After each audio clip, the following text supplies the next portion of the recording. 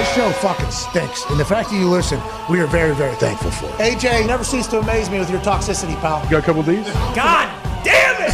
What the fuck are you doing? Fuck Boston.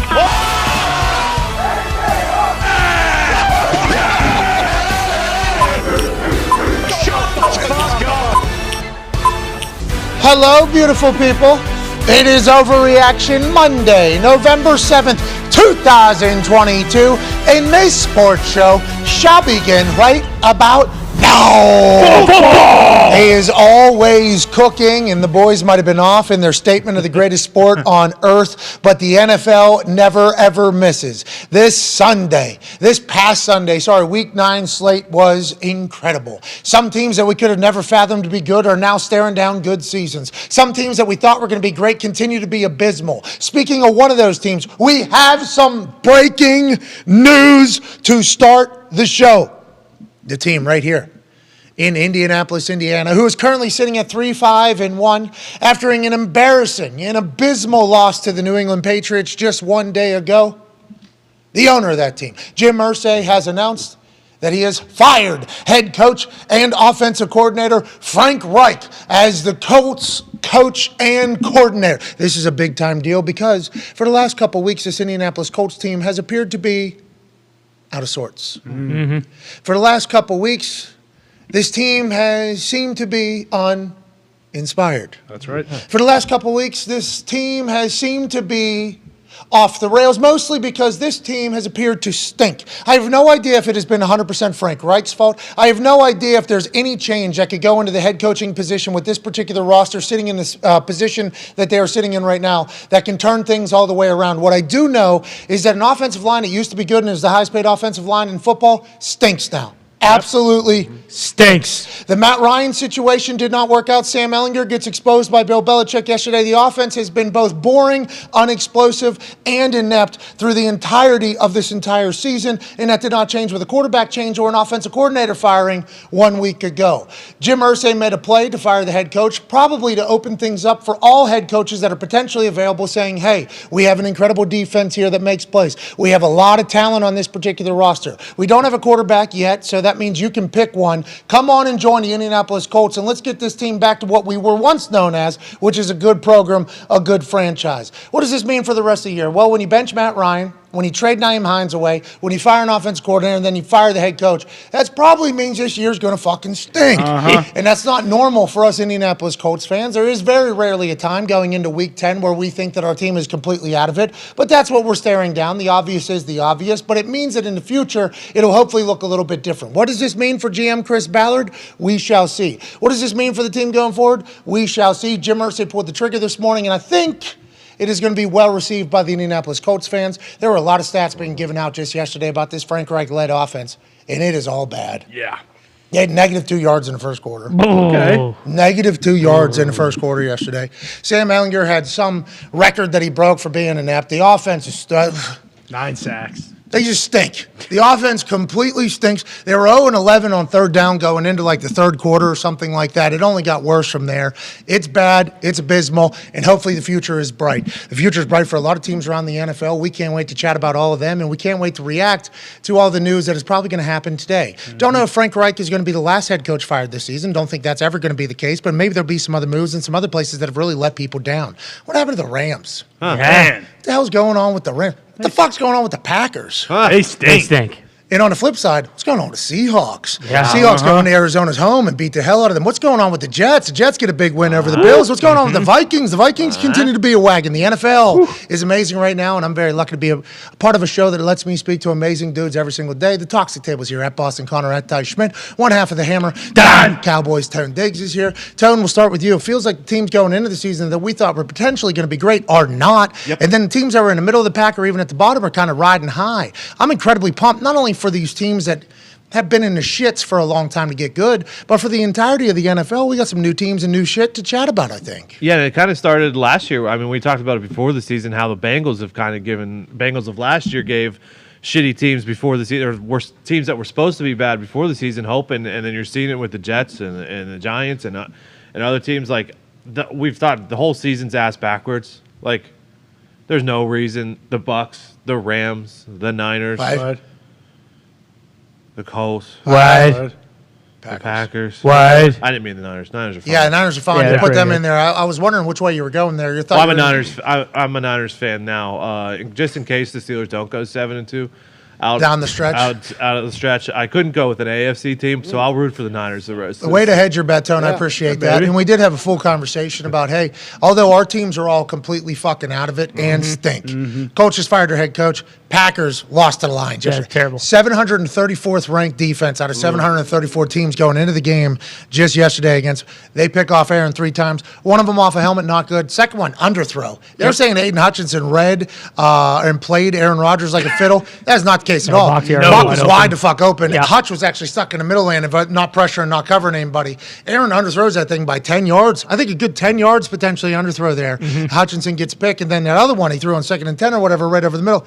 Yeah, this particular play that is now running of Aaron Rodgers, that was like a 10-yard underthrow, maybe even 15 yards, which is not normal at all for the Aaron Rodgers-led offense. But this Lions defense showed up. I guess they caused problems for the Packers. Is that indicative of what the Packers are or what the Lions are going to be? Ty Schmidt, owner of the Packers, what do you think, pal? Yeah, I think it's indicative of what the Packers are. They suck.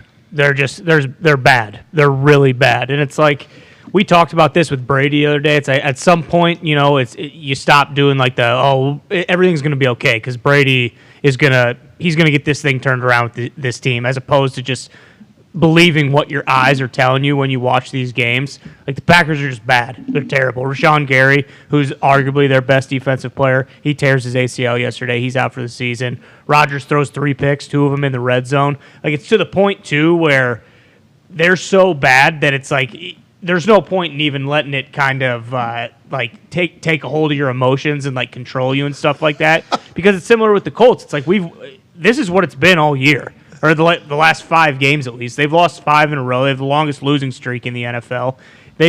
I don't know if it's coaching. I don't know if it's the O-line stinks, kind of like the Colts where we expected, the O-line to be one of the strongest parts of the team. They're not. I mean, when you get into situations where it's like you don't trust anyone, so you got to scheme up a fucking play to throw a touchdown pass to Bakhtiari, Then Bakhtiari leaves the game. Then he's sitting on the bike the entire time. Then he comes back with like a minute, 20 seconds left in the game. He comes back in whenever they had already ruled him questionable or out. The Bakhtiari situation, I don't know him personally. He's been on the show. He's been great on the show. Aaron loves him. AJ loves him. Everybody seems to love him. He chugs beers. I enjoy him as a person. That whole I can play sometimes, I can't play other times, then I'm questionable, then I'm out, then I'm in. That can't be easy to deal with on a day-to-day, especially when he's your best player at a position group, like in a large part of your salary cap. I don't understand the Bakhtiari situation at all. I've heard a lot of people are happy for him for figuring it out. I can understand if you're like family and friends of him being happy for figuring it out. If you're a fan of the Packers, though, watching him might be one of the most frustrating things of all time. This guy is running routes, and then he's out. Then he's on a bike. Then he's back in whenever it matters at the very end, and he's the largest paid offensive lineman we got, massive part of the salary cap, and really fucking good whenever he's playing. Right. What is going on? That is a tough thing to kind of handle there. Well, especially when it's like, it's not even, like the injury report type deal where it's like as the weeks go and you're like, oh, okay, he's kind of trending towards being questionable or doubtful. Like we're finding out on Sunday, 90 minutes before kickoff, whether or not he's playing. Like no one knows whether he's playing or not. And they found out in the second quarter he wasn't playing this week. Exactly. And then it came back in the fourth quarter. Exactly. So it's like that stuff is obviously very frustrating because it's week 10 and we haven't had any answers for the last year and a half now. But I think the thing for Packers fans, or at least for me, I don't know if it's front office coaching or what it is, but when you assume that the defense is going to be unbelievable, I don't know how you could be that wrong. I don't know how you can miss that much going into a season. Losing Devontae Adams shouldn't cause your entire team to just fucking crumble. Look at the Chiefs. Granted, they have other good weapons and stuff like that. Well, that's because they signed them and built them and brought them in. Everybody's saying, oh, you lose Tyreek Hill, the offense is still very good. They're still making trades. They're still adding people to their roster. They're still trying to get better literally every single day. A lot of other teams aren't doing that. Yeah, but even before that, we were looking at who their roster was going into week 1, and it's like, oh, well, this isn't the same Chiefs team as last year. And granted, they've done stuff since then. But it's like Devontae's unbelievable. I mean, he had a hell of a day yesterday for the Raiders, but losing one guy... They still lost. Yeah. And they still lost, yeah. Losing one guy shouldn't just cause your offense to be completely inept. It's like every single week, the guys are doing the same thing over and over again. And then on the defensive side of the ball, they're just not any good. And they have a bunch of first-round talent. Like, so I don't know if it's front office. I don't know if it's the coaches. Like, and I think that's why it's, like, very, very worrisome. And it's like, oh, well, fuck this team. Who cares? Yeah, they stink. It was tough to watch them lose to the Lions. And Aaron even said, can't lose this game to that team. Yeah. And everybody's like, oh, Aaron taking a shot at the Lions. It's like 734th ranked defense coming into the game. Worst of all time. 734th of all time. Can't lose to that particular team. Can't do it. Lions get a big-time win, though. Yeah. Let's go, Way to go, boys. Lions! Let's go. At halftime, Evan Fox sent in a nice live bet. He also tweeted it out about how the Packers were like +2 something, I think, to win. Or Yeah, it was right around that. plus 126 or something to win the game outright whenever they're down at halftime. And Foxy was just letting everybody know, very Lions move here.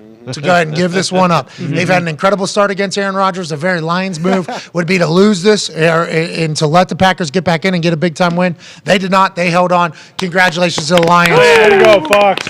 Bakhtiari shit is wild to me. I don't know him. People that know him close need to ask, what the fuck? Just some answers would be nice. We've never seen anything like it before. No. Especially at that high profile of a position. He plays and he doesn't play, then he plays and he's questionable, then he's out, then the same game he's back in. I don't understand. With the cap hit. And how can you? Well, I assume that's why the offensive line sucks. It's like you never know who's going to be playing. Like, guys are playing out of position every single week. Like, they haven't had any time to gel and have any cohesion. All right, enough with the Packers who lost to the Lions. Can't wait to chat with Aaron Rodgers tomorrow to see how that's going to go. A lot of people tweeting me, ask him the hard questions. Ask him the hard questions. It's like, watch back, dude. Yeah. I will mention everything that happened. If he gives us an answer, all right. If he doesn't, all right. But if you want me to be like, no, Aaron, tell me why you're 15 yards short on that. Answer the question. Like, that's not how I have conversations with anybody. But I bring up everything. I think we'll see how it goes. He's probably not going to be incredibly happy and thrilled, as he shouldn't be. Right. I hope there's a little bit of an edge. If there isn't, then Packers fans should worry even more. Yeah. Speaking of Patriots or edge, how about the Patriots get a win over the Colts in dismantling fashion? So much so the coach got fired. Yeah. The next day. You guys stink too, I think, but you made us look absolutely terrible, Boston College. Yeah, we are very, very bad. I don't think you can celebrate beating a Pop Warner team when you're an NFL team, so it is what it is. But I think both teams win here. Patriots 5-4, above 500. Colts, new era. Coming to Indianapolis, a lot of hope. New era. Lot of time to still win those 2 Super Bowls. It's been a new era every year.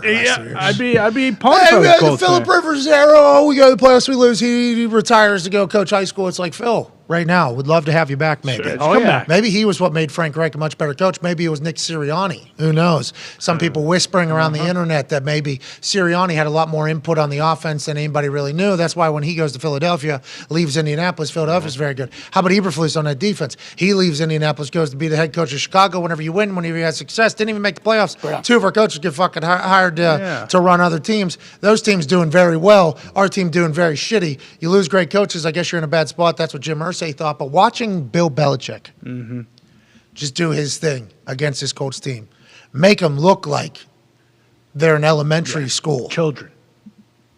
Legit. Yeah. Special teams, defense, even on offense, the things they were doing. It was like one of those masterclass situations, watching a team that has given up take on the smartest team in football. I don't think the Patriots are going to go on to do anything long-term this particular season. Judon's an absolute stud. They have guys on that team. I think there's obviously good football players up there. This year, I don't think they're going to go on to do anything. What they did to the Colts yesterday was a fucking big kid taking on a tiny toddler and just beating the shit out of them. Blocked punts, fucking defense not giving up anything. Sam Ehlinger had to be lost, and the offensive line was whiffing and blocking ghosts so much. I mean, it was incredible. Congrats to the Patriots getting a big-time win. Yeah, and if you're a Patriots fan, this is all you look for now. We're not going to win the Super Bowl this year. If we make the playoffs, cool. But take in what Bill Belichick can do and just kind of mastermind a game and, appreciate that greatness while you have it, because you never know when his last game will be. Yeah, and well, he just talked about Tom Brady getting over 100,000 yards. Yeah. And he said, could you imagine how long that is? And the guy said, well, it's actually 56.8 miles. He goes, can you imagine? Tom Brady and the Buccaneers get a big win over the Rams. That was a pretty boring game. Watching that was actually, especially whenever, because on the titles, they have the records for the teams whenever it's on the bottom at the, right at the bottom when they're keeping score there. And the entirety of the one team being 3-4, taking on a team that was three or whatever they were, 3-5 or whatever. It's like, damn, we're watching the Super Bowl champions take on Tom Brady and the Buccaneers, and right at the bottom when they have the record next to the score, it's like both these teams have sucked. Yeah. Then you're watching and like these teams suck. What are these teams? How are these teams? There was a large portion of that game last night where I was thinking to myself, Tom Brady definitely, just like that Colin Crane guy said, Tom Brady definitely only came back so he didn't have to fork up any of his Fox money for this divorce that was inevitably going to happen with Giselle. I started thinking that with how bad the team looked. It's ugly football happening by both teams. Jake Camarda, punter for the Buccaneers, absolute stud. Started out his career not great, was rushing things. I think he thought he had to get the ball off quicker. I think he thought he had to do some things different. He has really settled in, had like a 70-yarder, a couple 60-yarders, got a game ball afterwards, won the fucking game for the Buccaneers. Just incredible stuff from the punter that is Jake Camarda. But if we're talking about that, that means not a lot of other shit's going good. The only good thing we can really take from the Buccaneers yesterday is they won 60 yards in 35 seconds with no timeouts to beat the fucking Rams and take their soul. Jalen Ramsey at the very end of this game, does a press conference that's just like he's sick of the offense pretty much not being able to put games away. Because at this point, the Bucs had only scored 9 points with 10 seconds left in the fourth quarter. The Bucs had only scored 9 points, and it was 3 field goals. That's Tom Brady, Mike Evans, Leonard Fournette. That entire offense was only able to score fucking 3 field goals the entire game. The Rams have the lead until the 60-yard, 35-second run where Tom Brady just slices, dices, they score a touchdown, they win. Rams lose. So Jalen Ramsey was asked afterwards about it, and he said, we need some fucking dogs, basically. Our offense looks at us and goes, all right, go put it away. It's like, why don't you guys put one away just for once? Why don't you guys get a first down and just kind of put it away? They ran a couple draws, punted the ball back, expected the defense to make the play, which they should with Aaron Donald, Jalen Ramsey, Bobby Wagner, who jumped over somebody and blocked another kick last night. I mean, it's an interesting situation on how a team can be so damn good and then just fucking fall apart. What's going on with the Rams, and should we worry about this forever? Because in the NFC West, I know the Rams ain't shit when we thought they were going to be shit. Seems like they got a little tension brewing inside the building because whenever you're asking about the offense, are you asking about the head coach who's also the play caller? Is the defense really thinking that every single day whenever they go into work? Like maybe if this offense could figure it the fuck out, that would be fantastic? Probably. You look at the Cardinals, they go all in this offseason. They say, you know what, we're going to extend the head coach, the GM, the quarterback. We're going to trade for a wide receiver right there on fucking draft night because we learned last season whenever we don't have DeAndre Hopkins, we're fucked. Then middle of the season, we're going to trade again for Robbie Anderson. We're going to get D-Hop back. D-Hop and Kyler are kind of getting into it on the sideline. D-Hop has been a weapon for them, but they haven't been worth a fuck. They get swept by the Seattle Seahawks. So now it's the Seahawks and the Niners division over there in the NFC West, and there's no way going into the season we thought it was going to be like that at all. This Seahawks team is fun to watch. This Seahawks team up 3, much to Jalen Ramsey's point in the fourth quarter. Offense, hey, you can go put this fucking game away, or you can do what a lot of teams do, which is just try to run some clock, punt the ball back to them, and hope your defense gets a stop. This Seattle Seahawks offense says, put it on us. We're going to fucking run this thing. Gino's going to make plays for us, and we're going to put this goddamn game away in our division on the road to make a sweep of a team that not only went all in all around the quarterback, but went all in with the quarterback while we trade away our franchise quarterback. This Seahawks story, Kenneth Walker has proven to be a fucking guy. Congrats to Michigan State getting a big win over Illinois. Here we go green. But it was a big conversation about Kenneth Walker maybe winning a bunch of games for Michigan State because Michigan State couldn't play a single fucking down of football without Kenneth Walker there. Then watch what he's able to do with the Seattle Seahawks, plus with Gino, with Pete Carroll, with that culture, with the rookies that they drafted performing in the way that they did. Congrats to the Seahawks. And it's tough. The Rams keep losing these games. They're going to get out of it real quick with how fucking good the Seahawks team is playing unexpectedly. Yeah, it seems like they are kind of like the epitome of bunker mentality because like we went into this year and everyone was like, you know, they got rid of Russ. The Seahawks are going to suck. I mean, everyone wrote off Geno too. It's like they got their O-line isn't any good. They drafted 2 young guys. Like they're going to be terrible. But Pete Carroll is an unbelievable coach, and like he knew, you know, like these guys kind of. It's like, hey, we're all we got. And when they band together and they just play so hard for each other, and like you always talk about like when a locker room, when teammates actually genuinely like each other, like that shit shows up and it's very evident. And like these guys clearly all love each other, whether that's all because of Russ or not. Like him being gone brought them in so much closer. And like now guys who are forced to step up have stepped up, and they're getting unbelievable production from all these rookies who we probably thought, weren't going to do much going into the year. Yeah, and if you think about Schneider there, he trades away Russell Wilson, right? And there was that one press conference last year after the Team 3 statement about Seattle. Russ goes back. Schneider, Pete Carroll, and Russ are all in the press conference. Hey, we love each other. Schneider trades away Russell Wilson. We're starting to talk about, is this a rebuild with Pete Carroll? He's 71 years old. Is this a rebuild? And he said, no. Then they get the win over Denver, and Pete Carroll goes, I really wanted this one for the guys that have been here because they know. The guys that weren't there that don't know, all they know is that this is just the new Seattle Seahawks football, is this rookie class. 2,345 snaps played by their rookie draft class. Damn. That's the most in the NFL. Kenneth Walker, Charles Cross, Abraham Lucas, Tariq Woolen, who's a fucking stud corner. So is Kobe Bryant at corner. The defense being led by some young guys. Walker and Woolen, offensive defensive rookies of the fucking month over there. Cross and Lucas, first rookie duo to start first 8 games at offensive tackle since 1982. These aren't just like kind of important roles. These are the important corner, tackle, running back. All rookies, all drafted. Congrats on the draft class, Seattle. Yeah. Congrats on the success, and congrats to their fan base not having to deal with a rebuild conversation or is Russell hate our team conversation. Now the convo is all positive vibes and spirits, and it seems like they got it for years to come with this young class doing very well. And it's unbelievable that Geno Smith is all of a sudden an unbelievable quarterback. Like, I feel like there's a lot of times, and he had his quote about being written off, and, at least for the majority. What's that? What is that quote, though? Well, they wrote me off. I didn't write back, though. TM. He TM'd it. So I don't know. And they talked about yesterday during the game how that might have happened in like the first half when they were losing it. You write it off. And you had a couple picks. It doesn't matter. Bounces right back. Easy. Threw a pick six. Said, I don't care. I don't care. Watch this. He had and then he just comes right back into it. That's like real maturity, real growth. We forget he's a grown-ass fucking man. Yeah. Oh, yeah. He's been around the NFL a long time. Mm-hmm. He's been through a lot of adversity. Now, there's a reason why somebody sticks around for a long time, even if it's in a backup role. It's because, they're a good practice squad quarterback. Why are they a good practice squad quarterback? Well, they can make every single throw. Why else are they a backup quarterback getting paid money? They can break down film. Why else? Probably a good leader. Why else? Probably a good communicator. It's like everything that makes a great backup quarterback, I think Geno had. That's why he was a backup quarterback for a long time. But now he's getting an opportunity to start again, and the performances he's been putting on tape, the throws, the decision making, the leadership, everything have been fucking top notch. People haven't mentioned him at all about the MVP conversation, really, obviously because what we saw Patrick Mahomes do last night at the end of the game kind of steals that one there, that whole thing.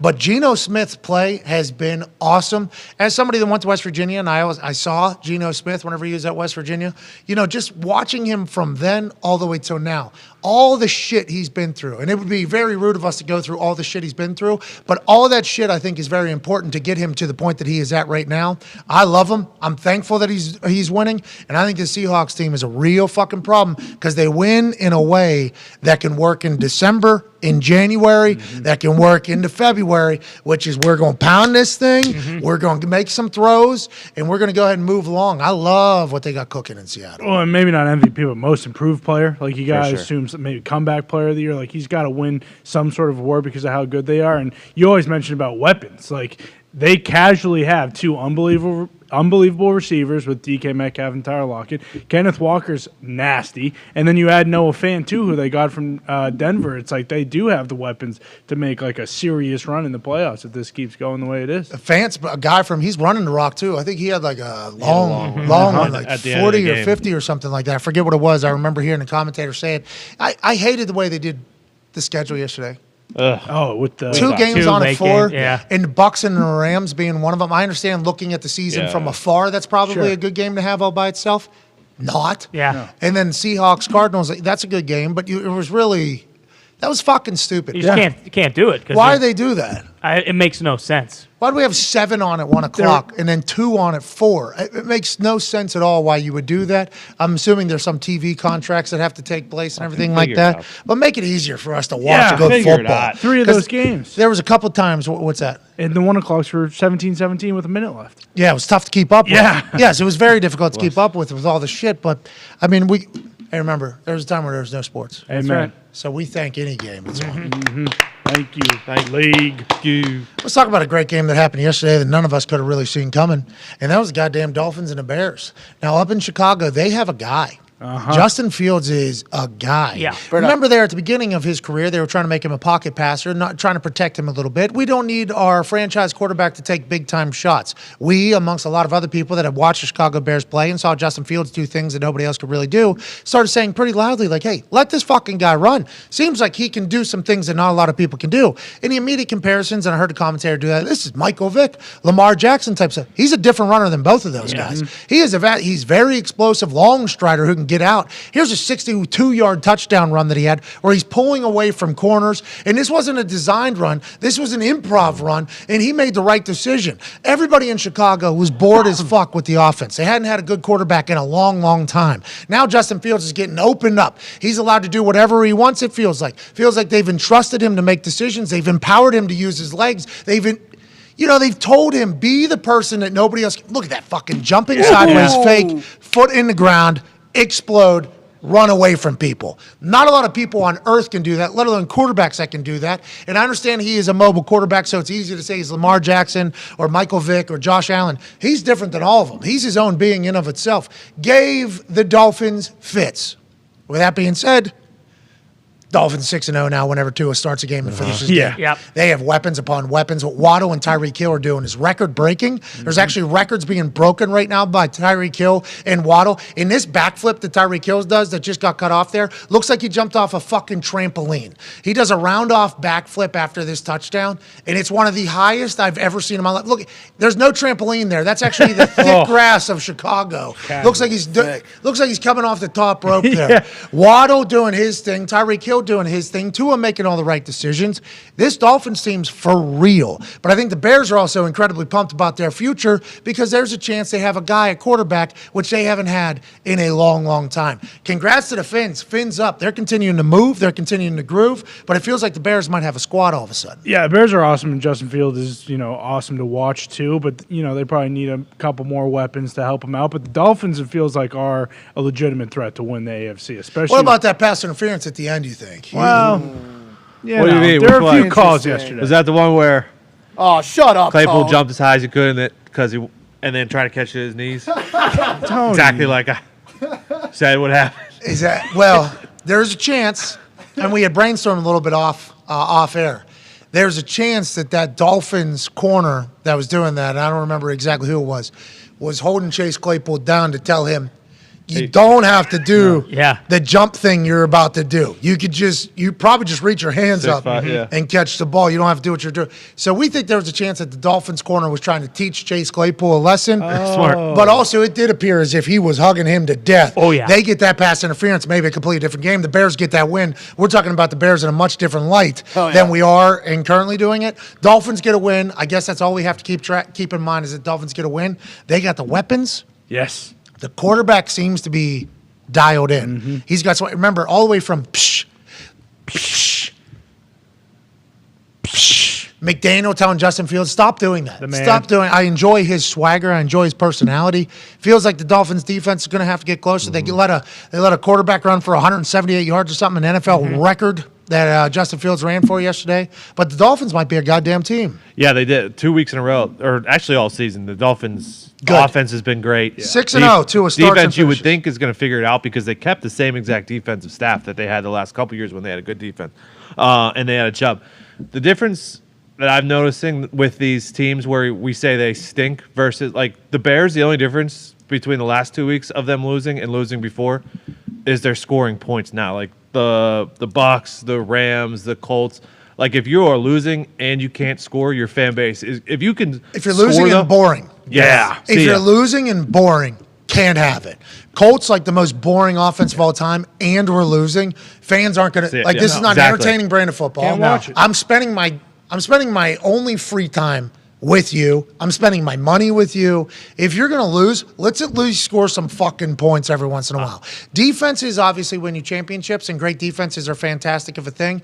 But in the modern world, you got to be able to move the rock, especially because we as fans know they've changed rules so you can move the ball. If you can't, get the fuck out. I was talking to somebody yesterday who said I think it was like 1:30 whenever the Patriots blocked the punt yesterday. He watched 4 of his neighbors walk outside with leaf bags and start doing their leaves said I can't do the fucking Colts games anymore. First time I've turned a Colts Patriots game off.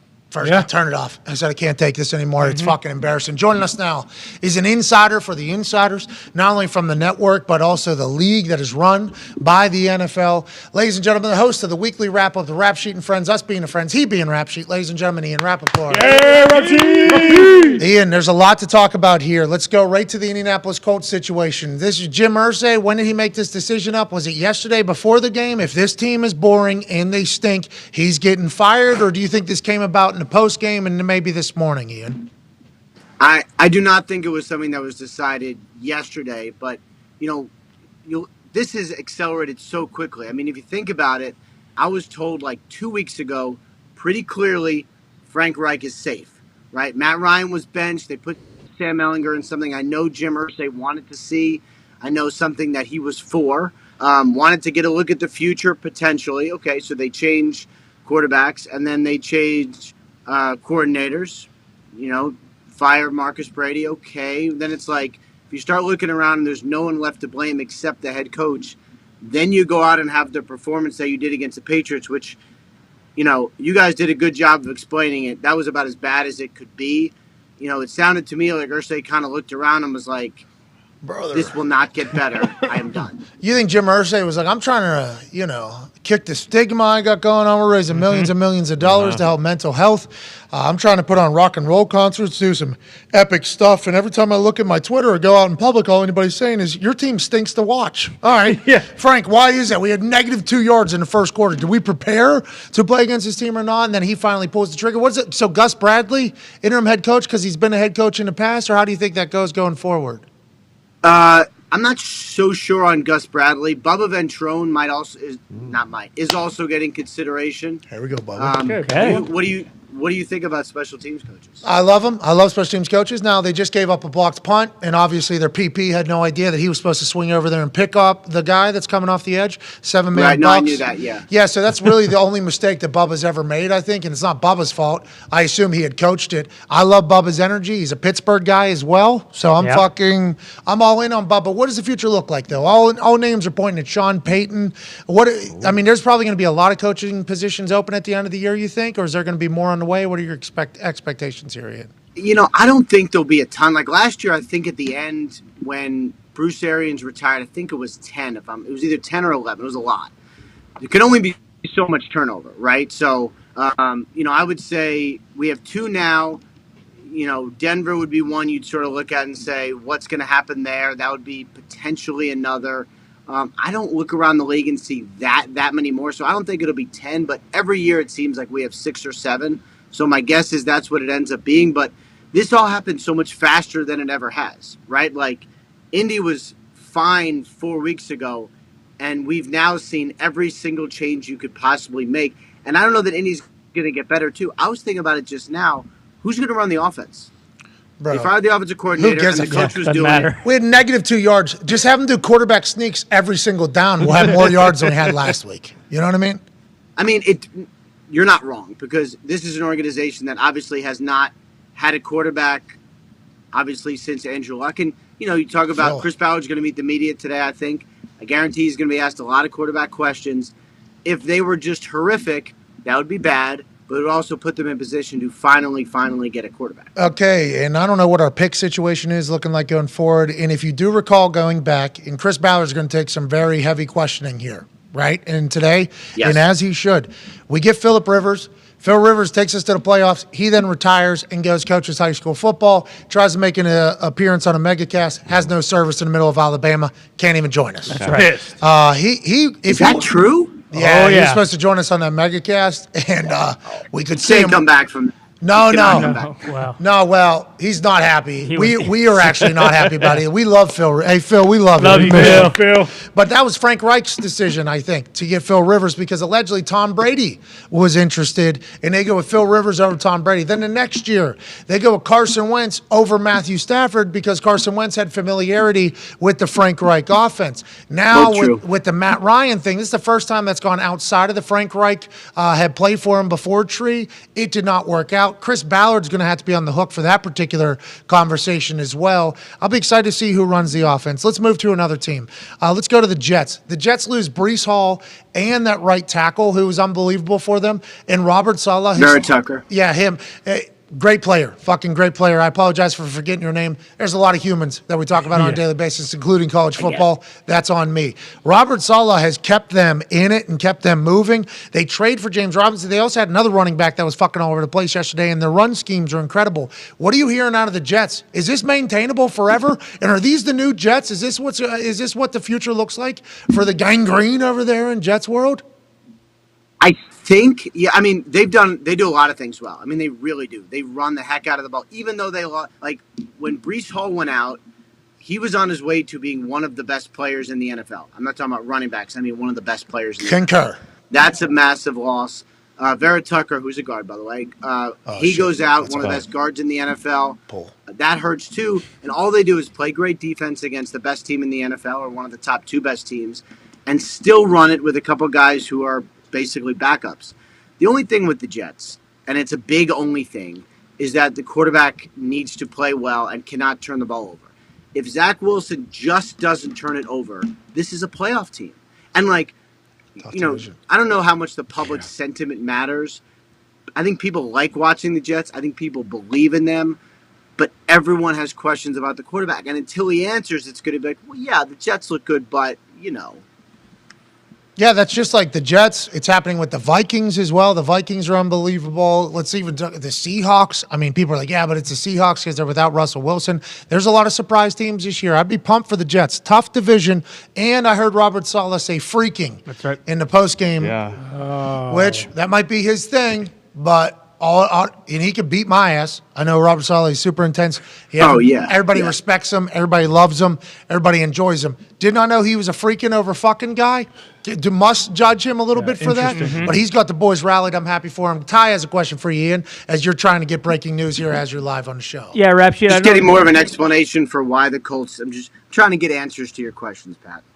Okay, well, I appreciate that, Rap. Rap Sheet, I don't expect you to have an answer to the David Bakhtiari situation because it still seems like no one really knows what the hell's going on, whether he got nicked up on Sunday and is still going to be hurt going forward. Same with Aaron Jones. Something happened to him. Rashawn Gary apparently blew his knee out. Romeo Doubs left early. Are things about to get really dark for the Packers here moving forward?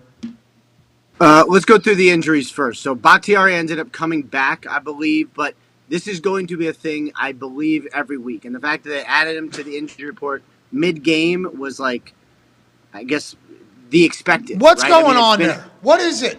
It's just not, it just doesn't, from what I understand, it just doesn't feel normal. What? And then he goes back in with a minute 20 left in the game, though? I don't understand. Isn't that possibly the new normal? I think it not feeling normal is now the new normal. But then he can go in when it really matters, but not in the... I don't understand. Can run routes. I hope you're wrong, but I wonder the same thing. Honestly, I wonder the same thing. But yes, this is a really big thing, and for coaches and Jesus, right, of course. But for coaches and trainers, and you deal with players who have serious injuries, and when they come back, it doesn't feel right. And a huge part of getting guys to play after injuries is saying to them, "It doesn't feel normal, but this is now what it feels like." And trust us that you're not going to injure it more. This is okay. And when you hear about a player who, after an injury, isn't quite right, some of it's physical, but some of it is he can't let himself go knowing that it doesn't feel like it normally does. This is a very real thing, and I hope for Bakhtiari this is all it is, because that would mean he could theoretically push through it, but it's every week. Anyway, let me get to some of the other injuries, because you asked about them too. Romeo Doubs, high ankle sprain. Those are generally 4 to 6 weeks. Oh, nice. Chase. Rashawn Gary, torn ACL. He's going to be out for the season. Devondre Campbell, not happy about the turf. He came out and put a tweet out and said, isn't it time for grass, especially after the Gary torn ACL? We're on your side, Devondre. Even though your team might be out of it, you make a very valid point that we all agree upon. Sorry, go ahead, Ian. No, okay. And then Aaron Jones is going to be okay. It was actually weird. X-rays were inconclusive, but he had an MRI and I think a CT scan today. Didn't show much, so I think he's going to be good to go. But I will say this, guys. I know the Packers look bad, and I know Aaron really did not look great. I would never rule them out ever. I still think they looked good last week, and I don't know. I'm probably crazy. I still think they're going to make a run at this thing before it's done. Obviously, a lot of injuries at the Packers. Any other injuries that we didn't mention here that are of note, Ian, that you have been working on or getting texts about? The Josh Allen elbow is one where I don't have the answers yet, and hopefully it's literally nothing. He got hit by Bryce Hall on like the last, I think maybe the second to last play. Came up with his elbow hurting. He said he's going to be fine, and then uncorked an absolute laser, which hit one of his receivers literally in the chest right at the end of the game. So hope he doesn't. Okay. I hope he's okay. I also hope he doesn't shave the mustache because they lost. Yeah, keep it going. Yeah, because the mustache was fantastic. Just Josh. Has that been going on for a long time? I was not aware of that until last night. That was the first time I seen it, and I hope he didn't have it against the Packers on Sunday Night Football. So I'm worried that have a mustache, we lose a game to the Jets, that he's going to shave it. I would like to let him know. Thought it was a great mustache. I don't think it has anything to do with how you played in the game. Even though you said you played a shitty game, we hope you're healthy. You're still Josh Allen. The mustache was sweet. Sorry about it. Go ahead, Ian. No, that's really it. Okay. Oh, and the other one was Kirk Cousins left the game with ribs, but he's going to be fine. He came back. Yeah, I mean, you saw I don't know what's going on with Kirk Cousins, but he is having a moment. You're talking about little Kirko Chains. Yeah, you're talking about little Kirko Chains. He'll be joining us at 1:10 Eastern Standard Time today. Actually, in about 30 minutes, we'll be talking to little Kirko Chains, who has an 8-pack, too. Oh, yeah. I don't know if you guys saw him dancing. He had 2 watches, 6 chains, and an 8-pack on while he was dancing. I love everything about him. I have some questions. I don't mean to be rude because I'm not a fashionable guy, but those glasses are just for show, right? Like, can you ask him that? Because I don't believe that. I think that's his stylish look. Hey, listen, maybe it is for style, maybe not. I'm not asking him about the fucking glasses. He's got 10 chains on, 2 watches, Ian. You think I'm asking about the damn glasses?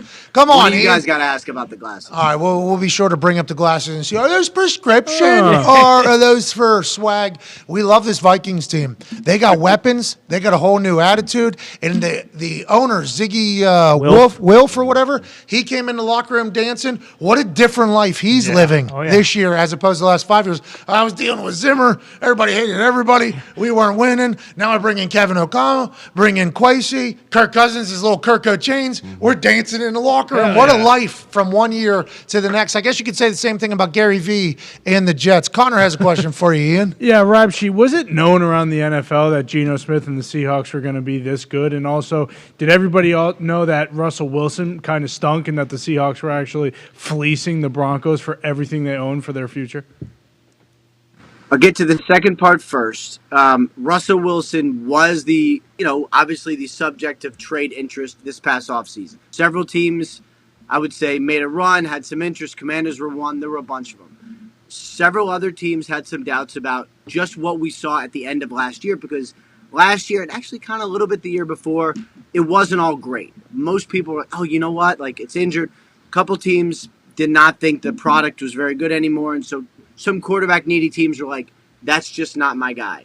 I don't think anybody foresaw this coming, which has really been obviously a major, major step back. The Seahawks thought they were going to be good, and they thought they were going to be better without Russell Wilson. I thought they were crazy. They just knew that no one had heard of any of their players, but offensively, they thought they'd be able to get the ball out on time and to run what was called. They thought they had good coaches. They thought they could just run what was called, and it was never like that with Russ. So they thought they were going to be better, and I, as smart as I am, obviously, thought they were literally crazy. Well, I think we all did, and, pleasantly surprised that is not the case. They're up 3 in the fourth quarter on the road in the division.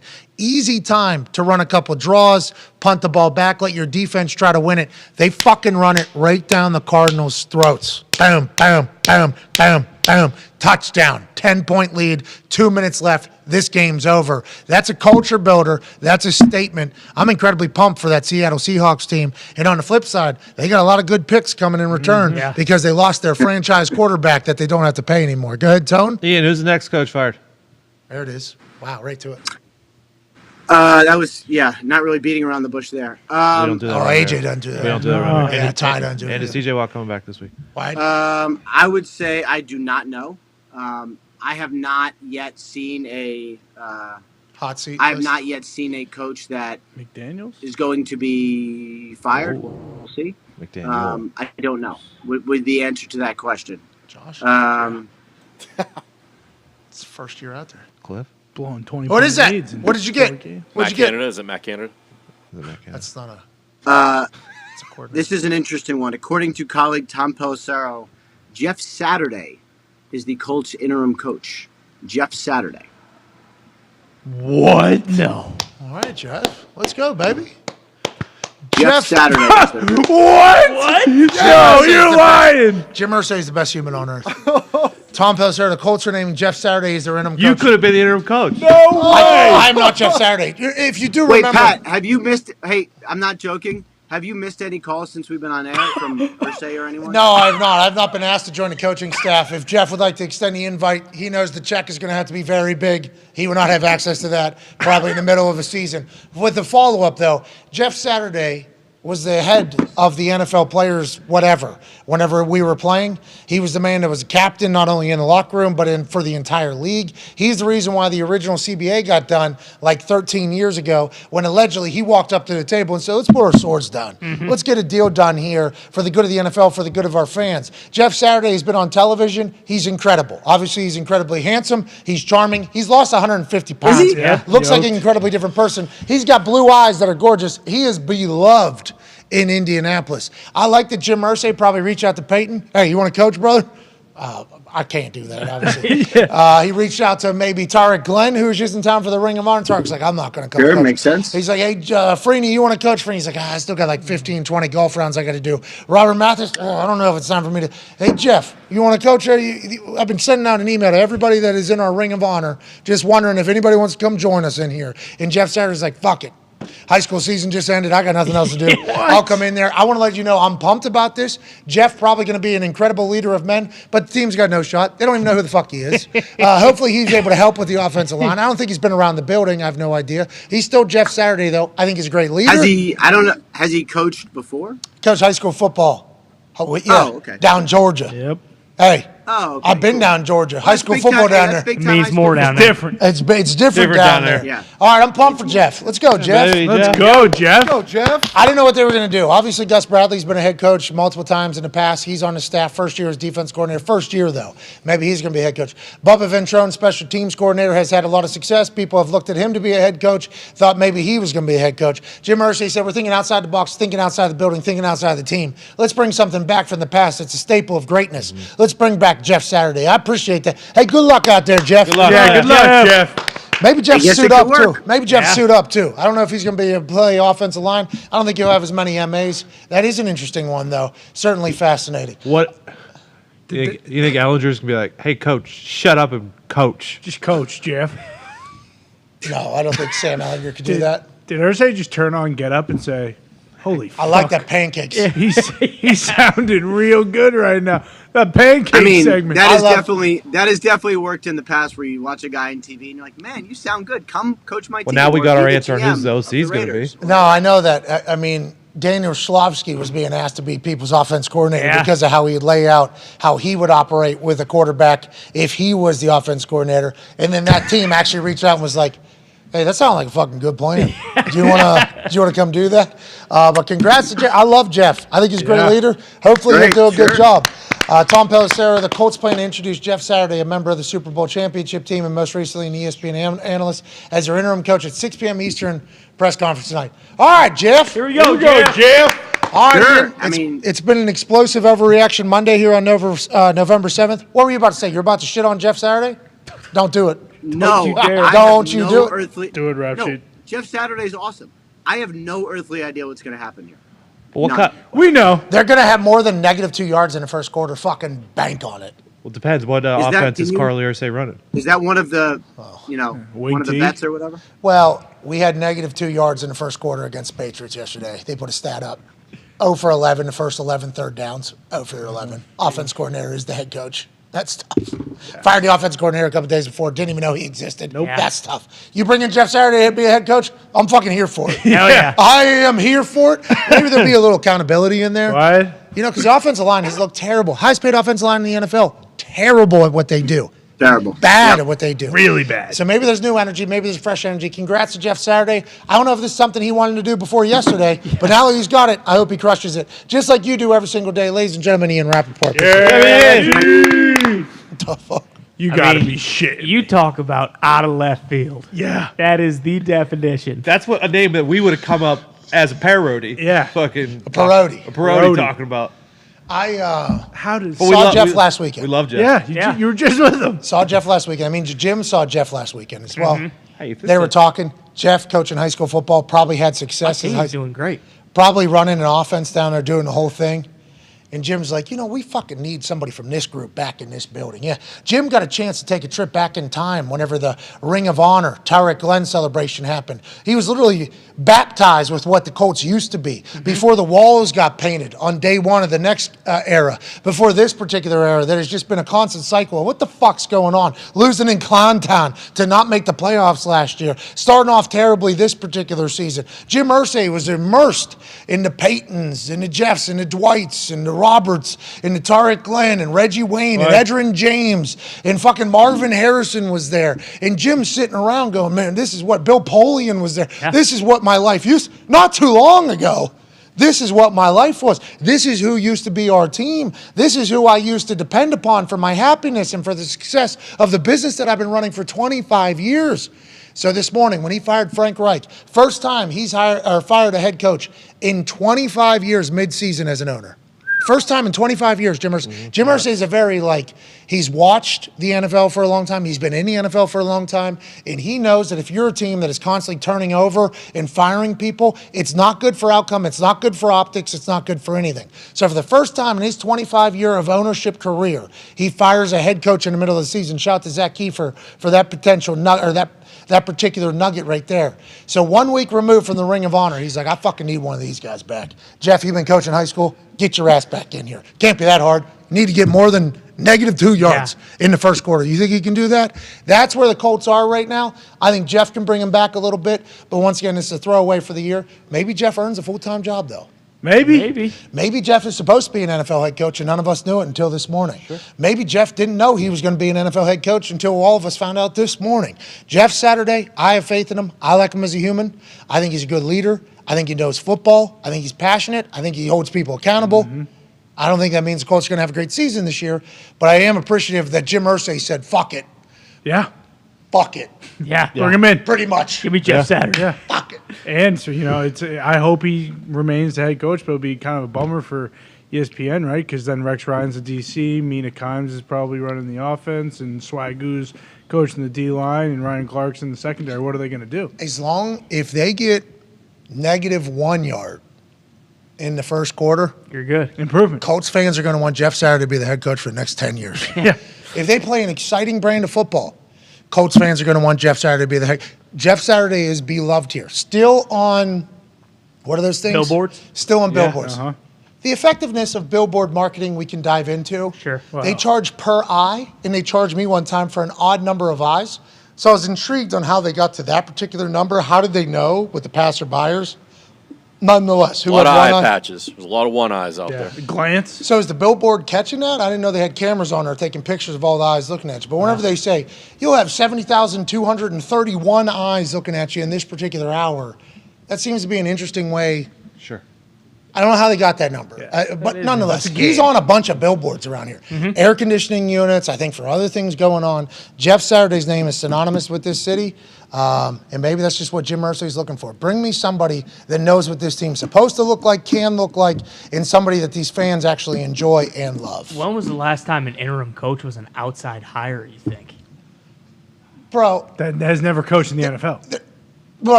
Well, they didn't let's have. not start asking these reasonable questions. Never coached in college. Because I'm just wondering if we can do the classic hey, bet on the Colts this week. They're going to play hard for the interim coach, but it's none of, like you mentioned, none of these fucking guys know him. He had an office in the building. He did. Whenever he retired as a Colt. They gave him an office in the building, gave him a title in the building. I don't know what the title was, Consultant, I think. and I don't think it was senior something. I think he got like a senior level something. Future. I'm not sure the door was ever opened for the office by Jeff Saturday because he was going to coach somewhere else, but he has remained close with the organization. Like I believe him and the Ursays do still chat on a regular basis, I think. So I don't know. How do you think like I don't know how this feels. Gus Bradley, John Fox, former NFL head coaches on the staff? They have to have some sort of respect for Jeff Saturday, I assume. Can't just bring in some nobody. Well, no, I mean Jeff's not a nobody except for the coaching part. Yeah. Yeah, but I think the writing's probably on the wall for all the other coaches. I mean, Marcus Brady got fired, Matt Ryan Yeah, got benched, okay. Frank Reich just got fired. I think the writing was already on the wall, and them bringing in Jeff Saturday maybe saves everybody from the awkward pressure that it would have to be. I don't. Also, we're not talking about how terrible they looked yesterday at all. Jim Irsay's like fucking. Right. Yeah. That's a good All right, I'm point. firing Frank Reich 20 minutes before noon. All right, boom. Then about 45 minutes into the show, boom, Watch Jeff this. Saturday's coming. Boom, we got this. We are going to get through this overreaction Monday. PR 101. We are going to get Yep. to Wednesday. We'll get to Wednesday, and guess what? We got a game coming up that we can focus on. This is the Jeff Saturday era. What will, the next era, whether it remains the Jeff Saturday era going forward into next year if he has any success or whatever, at least Jim will be able to tell his fans, I tap back into what you became fans of with Jeff Saturday coming in here. And we're talking, if Jeff can't fix it, brother. Who can? Jeff fixed the CBA. Yeah. Jeff fixed the CBA. This is wild. Yeah, what's Ballard thinking? This is awesome, though. It really is. Who's calling the plays? Fucking Jeff Saturday. Yeah. What are we talking about, dude? Do you think Jeff's got Peyton's- those baby blues. He's taking the armband from Carly Ursay's arm. Yep. Give me those Oh, plays. she's calling the plays. I wonder if she still will be down there. I don't know. Oh yeah. She's definitely going to be talking on there. about? I pictured Jeff Saturday instead of learning the playbook, just printing out the Colts Madden playbook and then just running through it, doing the photos like, hey, okay. Just real quick. What? Jeff Saturday would run like full circles around you whenever Oh. it comes to like intellect and everything. Like, No doubt about he's, it. Oh, you just printed out the Madden one with pictures and said, do this. Like, you're making it sound like Jeff Saturday's a fucking dipshit. No, but he didn't. He doesn't coach with the team. He's going to learn the entire playbook in 5 days and then I don't know. if go he's- through it. I'm assuming he's not calling plays. But who? But he might. They just fired the play caller. Reggie Wayne, maybe that'd be sweet. Actually, Reggie, Jeff, good friends, obviously good teammates. Got a chance to see that around there. Let's get Dane in there. Let's get to a break. Dane might be. Let's do that. I mean, there's no way. Let's not bring in Dan Orlovsky. Might. Dan Orlovsky deserves a nice steady job. You know what I mean? Yeah, that's right. I don't know if the Colts are the last 9 weeks of the season is a steady job. Dane deserves a head coaching job. That's right. Resume builder though. Bro, this is wild. He I'm doesn't- kind of bummed I'm not going to see Jeff on TV anymore, though. Yeah, I know. Oh, yeah. He'll be doing press conferences now. How did this? Yeah, but he's not gonna be serving up pancakes. So what's he doing? So he's walking in today. He's getting off a plane. He's walking in. They're going to say, hello, Colts Nation. It is an honor to be back or whatever. And they're going to ask the first question. Jeff, when did you know this was going to happen? Same time you guys did. What are you going to do with the offense? I'm not sure. I don't even know what type of offense they're running. Have you moved into your office? Nah, Frank was still moving out. As I got here, I didn't really even get a chance to go in there. I'll put my feet up on the desk. What's planned for the rest of the day? Honestly, we got to find a house to live in again. Yeah, right. We got to get the kids back into school up here, I guess, and it'll all work itself out. All right, thanks, Jeff. All right, Wednesday morning. Jeff, what are you doing? What did you do yesterday? I tried to learn the offense. Turns out they weren't really running any type of. How much can he change in 4 days? Yeah, not a Exactly. lot. What are they gonna do? I need the Vince McMahon meme where he's falling off his chair. And the fourth, I don't know what the first three pictures are going to be, but the fourth one's going to say, hire Jeff Saturday as head coach. Oh, that one? Yeah. Oh, that one you're talking about? Yeah, that's Jim Irsay, but yeah. All right, let's get to a break. We have little Kirko Chains joining us in about 10 minutes, 15 minutes. We'll talk to him about the incredible performance he put on this entire season, but beating the Commanders just yesterday. A lot of Commanders fans saying, oh, way to go, Kirk, you beat the Commanders. Okay. All right, that's tough. You're kind of burying yourself. Yeah, sad state of the franchise. While burying Kirk, but a win's a win. That team's 7-1. They've had some battles too. It seems like their adversity. They're 7-0 in game one-score games. I think it's 7-0 in one-score games. I believe so. When last year they were like 2-7 or something like that. So the whole new mindset, whole new culture. We'll talk to Kirko Chains about it. AJ Hawk will join us. More updates out of the Colts, I assume. I'm gonna send some texts here. Let's have an incredible hour two. Take 5.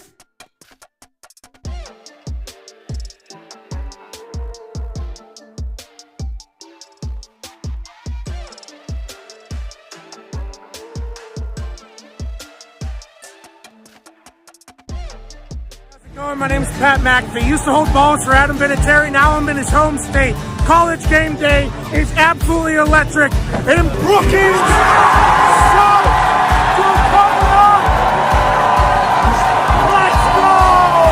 College game day has made the voyage to Brookings, South Dakota to experience a game with the best fans in college football.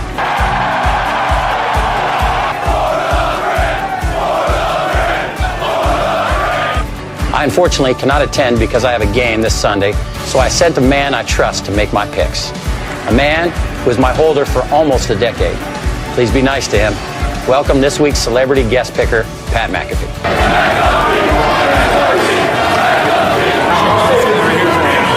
Go big, go blue, go Jacks. Hosting Auburn. Yes, everybody saw this. The best fake punt in the world. What do you think, Pat? I absolutely loved it all the way up until execution time. That is not what we like to show in the brand headquarters and punting and kicking world. Oh, dance off. Oh, let's get weird. Yes. Duck that, huh? Bang! Right off the top of the dome. That makes it a lot easier when you got a dummy standing right in front of you like that. Running. He's Hayduke! Daniel Russo! Wax on! Wax off! Knee to the face! World Series! Go! Yes. Go! Yes! These teams stink. With that 15, they celebrate by doing shotguns. And I'm a big fan of that. I'm going with the University of Virginia Cavaliers. That was great. Whoa! I will never, ever in the history of my life cut against that ball. Oklahoma State is the winner here. Not so fast again.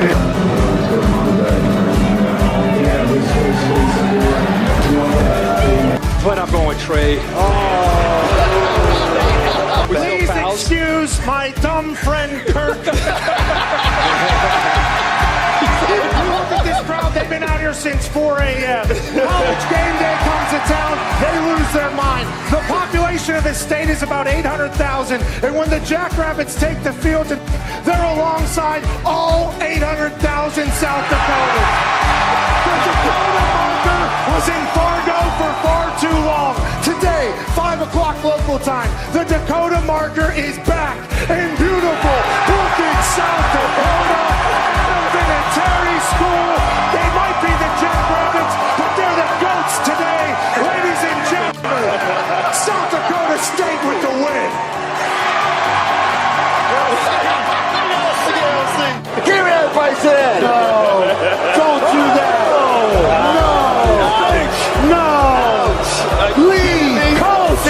has the Pat says it'll be no. I told you I came on your radio show that we were going to get you on college game day. Not only are you incredibly intelligent and handsome, you're a man of your word. You picked North Dakota today, so I had to bury you. That's okay. But it's been nothing but incredible. The college game day crew is hospitable. In South Dakota State, I think we can all agree, they showed up here. Yeah. But I loved it. I've watched the show, obviously, forever. And it's on in every single NFL locker room. I told you that. Yeah, cool. So this is a big-time deal for me, my family, my friends. All right, now I'm back in the day here. Appreciate you, boys. It's from the training room of the Colts. AJ Watt tweeted. It's a very hard process to communicate on television. Get texts from every human that I've ever done television with, like since way back in the day. They're like, we knew this day would come. Equipment managers, old teammates. I mean, you don't get to trend on Twitter often anymore. They make it damn near impossible. Go up onto a stage with a couple legends, talk some shit in front of the incredible South Dakota fans. What an awesome opportunity. When you came to my office and told me your plan about retirement, I never thought we'd be sitting there and you'd be the megastar. Sorry for saying that, but it's true that you are, because you know your show and what you do and the entertainment you provide, you know, is David Letterman type. It's at the very top, and I always knew you had that potential. I knew you were going to go and be a comic and those things, which was great. But man, what you've accomplished, we're so proud of you that you're a Colt alumni player. I mean, you represent. I'm lucky. You helped me out a lot. You represent so much about what we're about, and the fans just love you, Pat. So I'm always appreciative when you ask me on, that's for sure. Well, we're lucky you stopped by. Not only are you a steward for the game, but I feel like the NFL is really the only sport in America where it's city versus city. It rallies everybody together. Doesn't matter your socioeconomic, doesn't matter your political affiliation, doesn't matter your religious affiliation. It brings everybody together. That's why the sport's so incredible. The fact you've been around it for so long, you should take a lot of pride in that. And I'm very lucky to be a Colt. I know Darius says the same thing. Absolutely. And once I become a billionaire, we'll have your ass back on, and you can buy me a Rolls Royce. You're moving there quickly. Hey, come on, new money, inflation, what's it mean?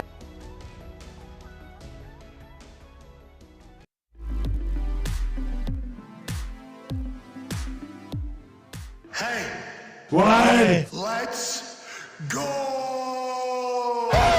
This show fucking stinks, and the fact that you listen, we are very, very thankful for. AJ, never cease to amaze me with your toxicity, pal. You got a couple of these? God damn it! What the fuck are you doing?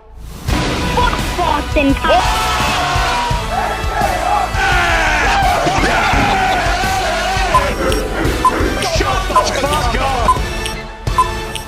Hello, beautiful people. Welcome back to our humble abode, the FanDuel Thunderdome, Hour 2 on this overreaction insane Monday, November 7th. Shall begin now. Football is wild, isn't it? The Toxic Table is here at Boston Connor, at Ty Schmidt, one half of the Hammer. Dahn, Cowboys, Tone Diggs is here. All the boys in the back. Hour 1 was surprising. Hour 1 was wild. And joining us now for Hour 2 is a man in an attic in Ohio, a college football national champion, a Super Bowl champion, the all-time leading tackler for the Green Bay Packers, obviously a Ryder Cup champion, a video game pundit, NBA pundit, and a shit talker in general. Ladies and gentlemen, Ohio fuck AJ Hawk. AJ, great to see you. Thank you for traveling out here on Friday. You do a great job. Thanks for fucking with all the wires on the desk. I got them back to where they normally are. You're the man. Let's dive into it. Colts fired Frank Reich this morning after an abysmal and embarrassing performance against the New England Patriots just yesterday. He has been fired. Hired by the Indianapolis Colts, which I'm being told by a lot of people in the Indianapolis Colts building. They learned of this morning as well, brand new, out of left field. Jeff Saturday is now the head coach of the Indianapolis Colts. He has not been in the building. He has coached in high school. We do not know who's calling plays. 6 o'clock press conference. Shit is bananas. AJ, your first thoughts on everything that has happened here in the last 24 hours for the Indianapolis Colts? Yeah, a bit surprising, I guess, the timing of Frank's firing, but even more surprising and somewhat shocking, which it's tough to be shocked these days, was the hiring of Jeff Saturday. And I'm all for it. I hope this becomes a trend. Let's keep hiring some former players for teams. If you're going to fire a coach mid-season, you might as well give him a shot. I enjoy former players getting tied back into the franchise and the programs that they kind of helped create and build. I think the Ring of Honor ceremony a week ago for Tariq Glenn, big Tariq Glenn, absolute stud. Yeah. The game was ended, and Taylor Heineke and Terry McLaurin stole the joy out of the entire building.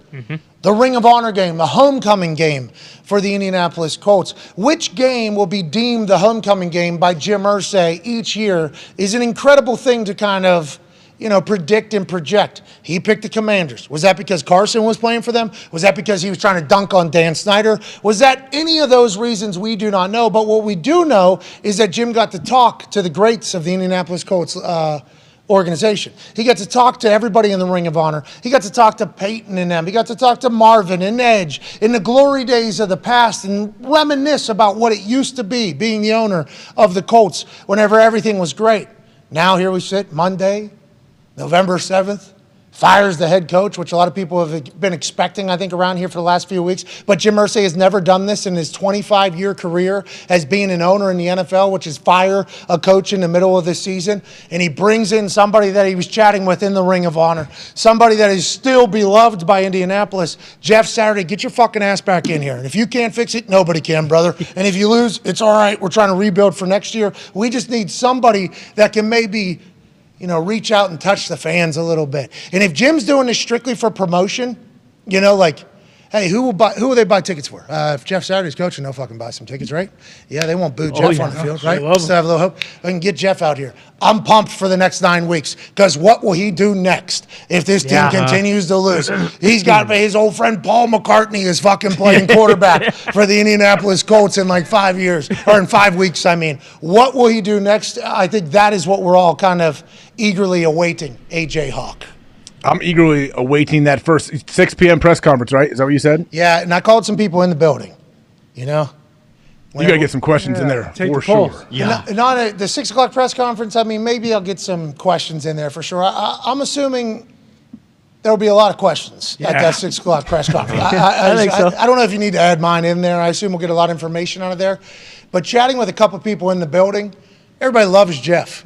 Everybody in that building loves Jeff Saturday. They appreciate Jeff Saturday. Equipment managers, athletic trainers, salespeople, sponsorship people, ticket people, business people, everybody loves Jeff Saturday. So perfect hire whenever it comes to that particular thing. Middle of the season, nightmare situation. We stink. Nobody thought we were going to stink. Bring a coach in that isn't going to be hated. Does bring maybe a little bit of freshness in the building is good news.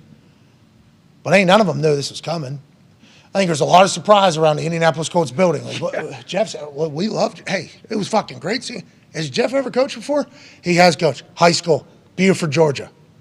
Okay, so he has put a whistle around his neck before. Yep. Okay, that he has he ever set up a day before? And then the immediate thought is, Jeff will figure it out. Mm-hmm. Jeff will figure it out. You think there's any hope for success here with Jeff Saturday? What can he ultimately do? He doesn't know the offense, right? He's getting dropped into somebody else's offense. I assume he'll be able to learn it. Will he implement his own offense? Will he be calling plays? What's realistic expectation here for Jeff Saturday's NFL coaching debut coming week 10 in the NFL season, AJ? I mean, realistically, you cannot expect Jeff to come in and call plays, especially this week. He's never called plays, never coached in the NFL. I played with Jeff for a year in Green Bay. He's a very, very intelligent guy. He was a coach when he was a player. He was one of those guys.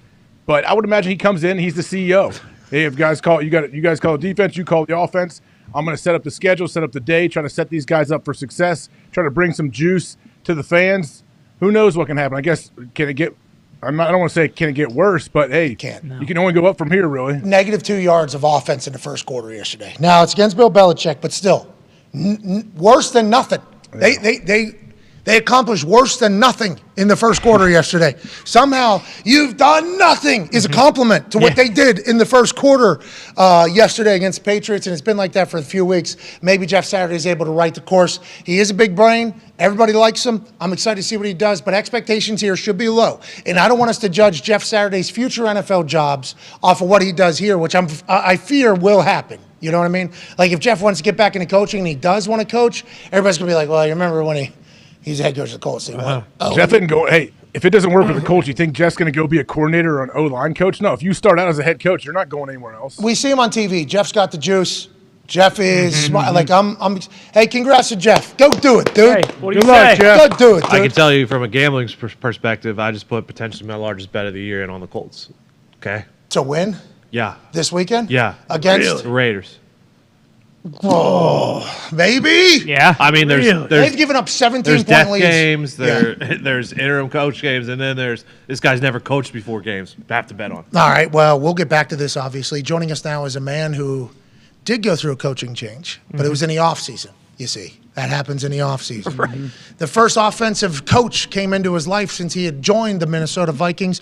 And what has happened since then? Oh, I don't know, 7-1. A little Kirko change has been born. Swag and environment, one that is super positive. And now a team of destiny, some people are saying. Some people are joining their bandwagon at a rapid, alarming rate because of this man that's joining us right now. Quarterback out of Michigan State University. Woo! Ladies and gentlemen, Kirko Chains. Yeah!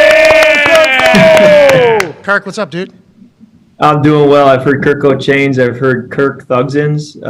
So I've heard a few different names now, but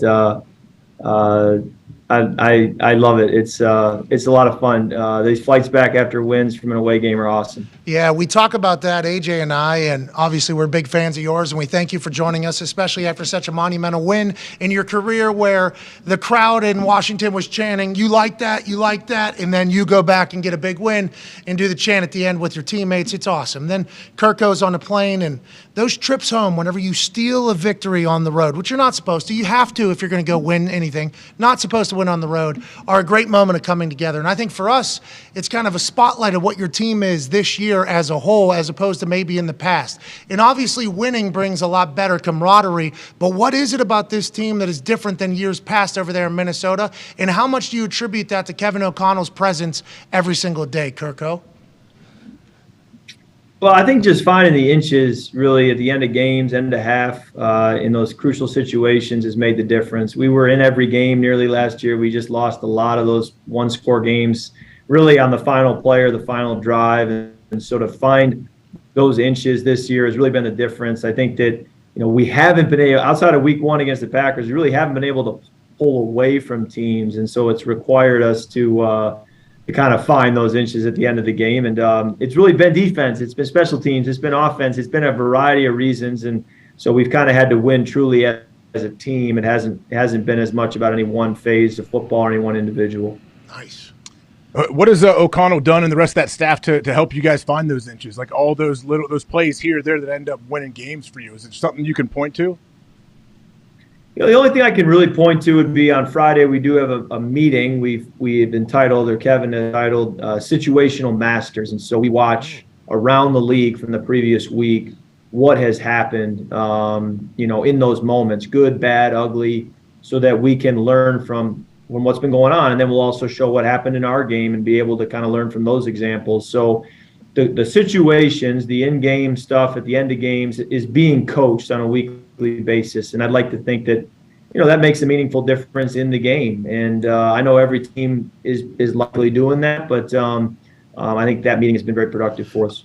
Whenever KOC and Kwesi were hired, you told us that there was maybe a text that you sent about what needs to happen in your eyes to have a winning program in Minnesota. How much of that did they listen to? How much of that have you experienced? And how freeing is it that you have a coach and a GM that kind of want your collaboration? And has that how it's always been?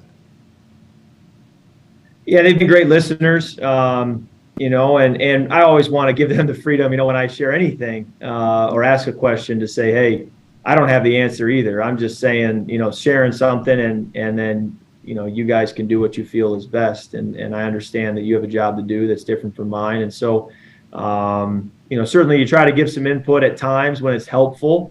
But at the same time, you also understand that, hindsight's 2020 and they have a tough job and they have to make many, many decisions week in and week out to build this football team the way they want it. And it's really my job to go out and play at a high level such that those decisions can be proven right. And so, yes, to be at 7-1 after 8 games is an awesome start. But I do think that, we need to be playing our best football now in the second half of the season. And, you start to put a little bit of a target on your back with a better record. And so, and we've also got some really tough games up ahead here with the Bills and the Cowboys, got some good football teams. So, we've got to be on our best preparation here this weekend up ahead. Yeah, I mean, you guys got a target on you. You also have a big wagon behind you that people are jumping on. You're a fun team to watch. You are a fun team to watch right now. That offense is incredible. Defense flying around, like you're saying, special teams as well. It's a cool thing, Kirk. Go ahead, Connor. Yeah, Kirk, was one of the things you asked the GM and coach for was a all-pro tight end from the division to come over to the team and help you, and was part of your game plan going into this week, get TJ Hawkinson involved right away? Yeah, great question. So Kevin called me last Tuesday, and he said, hey, Irv's going to be out for several weeks, and we feel like we need to make a move. I just wanted you to hear it before you would, hear it publicly, which I obviously appreciate the call. He said, we're going to go get, and before he says the name, I'm like, okay, who would this be? Who would this be? And he's like, TJ Hawkinson. And I'm like, oh, okay. I just didn't think he was an option. Yes, please. So the challenge then was how does he help us right away? How does he learn the system that fast? And he did. Somehow, some way he did. He was there all game long, making plays for us. And I did not expect him to have 9 targets and 9 catches and to help us so much on third down, but he did. And that's a credit to him and the coaches getting him ready.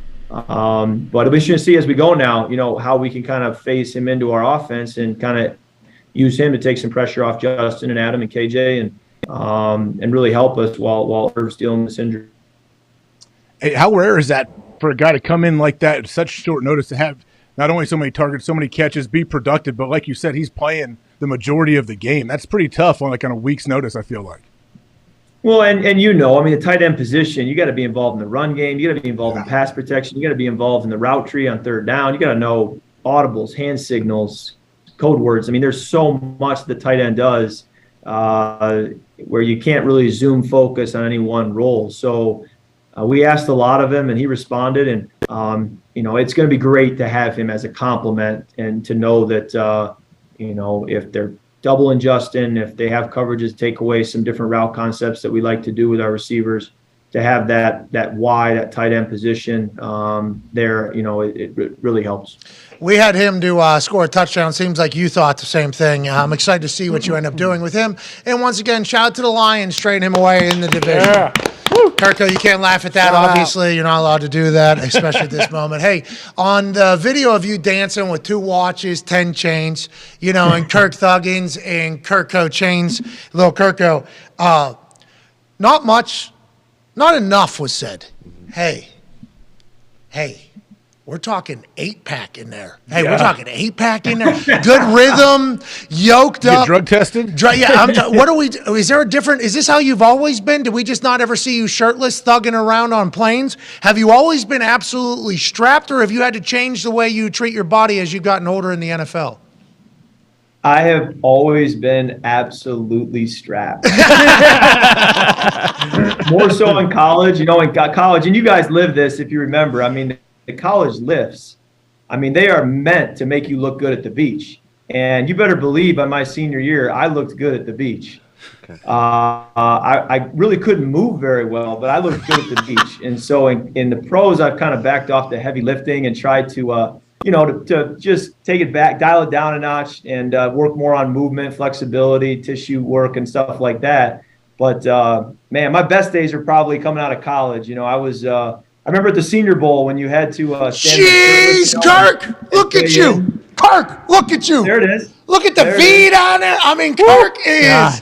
Jeez, Kirk. I'm probably one of the lighter quarterbacks in the NFL, though. Gary Kubiak used to say, hey, what did you weigh in at this week? Because he was pretty concerned about how light I am, because I am pretty lean. I'm not a big hipped guy, not a broad shouldered guy. So, I have to be smart. I have to, chuck and duck and understand my limitations. But, I try to play smart and still be able to make it work, even though I'm only 200 pounds out there. I cut you off there. What were you going to say at the Senior Bowl when you were getting height and weight? You just walked out and started. Yeah. Yeah, exactly. Yeah, the Senior Bowl is like the only time where you walk around shirtless in front of people. And my agent texted me after I weighed in. He's like, I'm getting a bunch of texts from scouts that you looked yoked. Hey,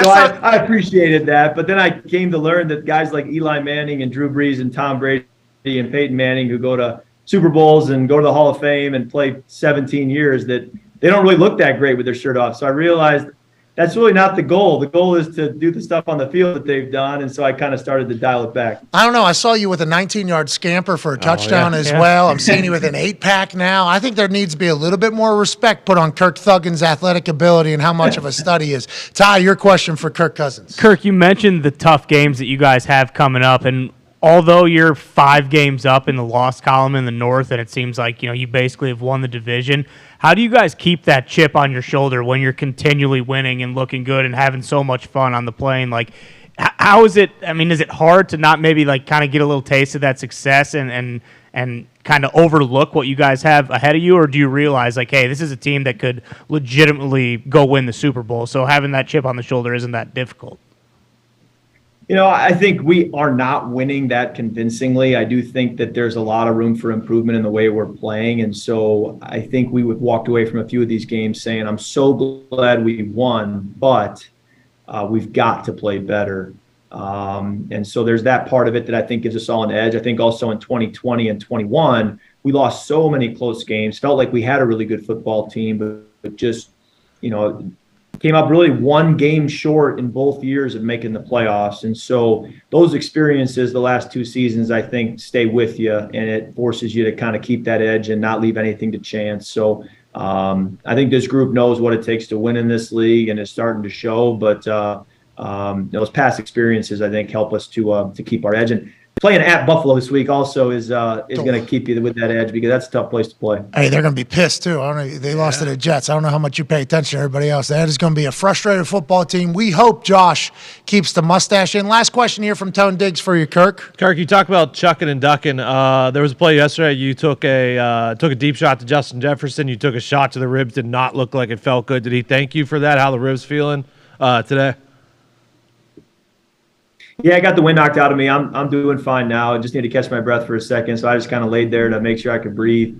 And then I had to come out for one play and then was able to get right back in. So I'm surprised it doesn't happen more where the wind gets knocked out of you just because of how often you get hit. But we're all good now, and we'll get some good treatment this week and be ready to go for Sunday. Did you have the?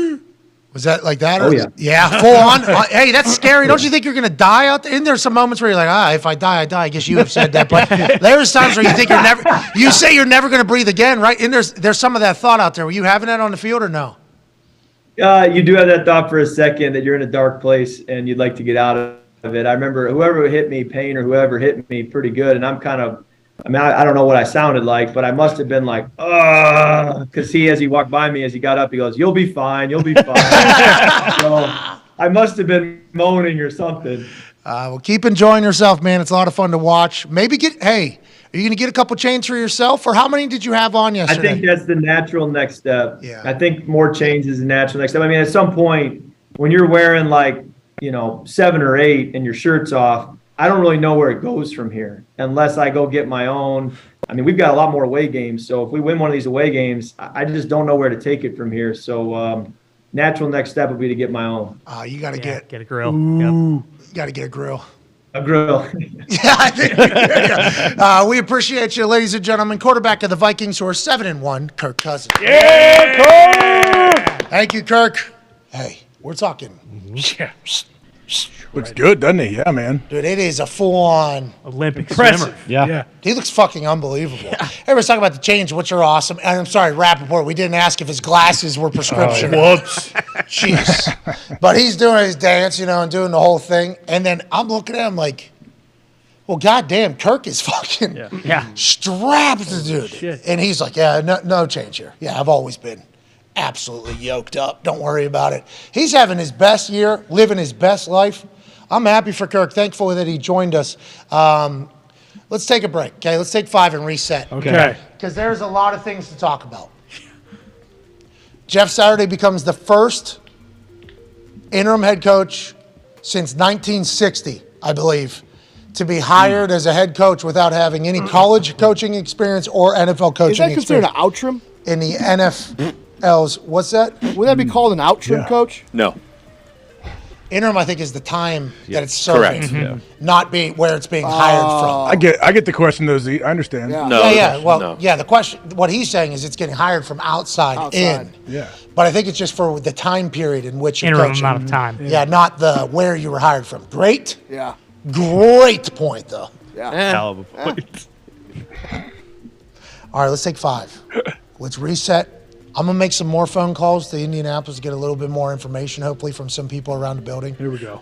I wonder how they're feeling today. Yeah.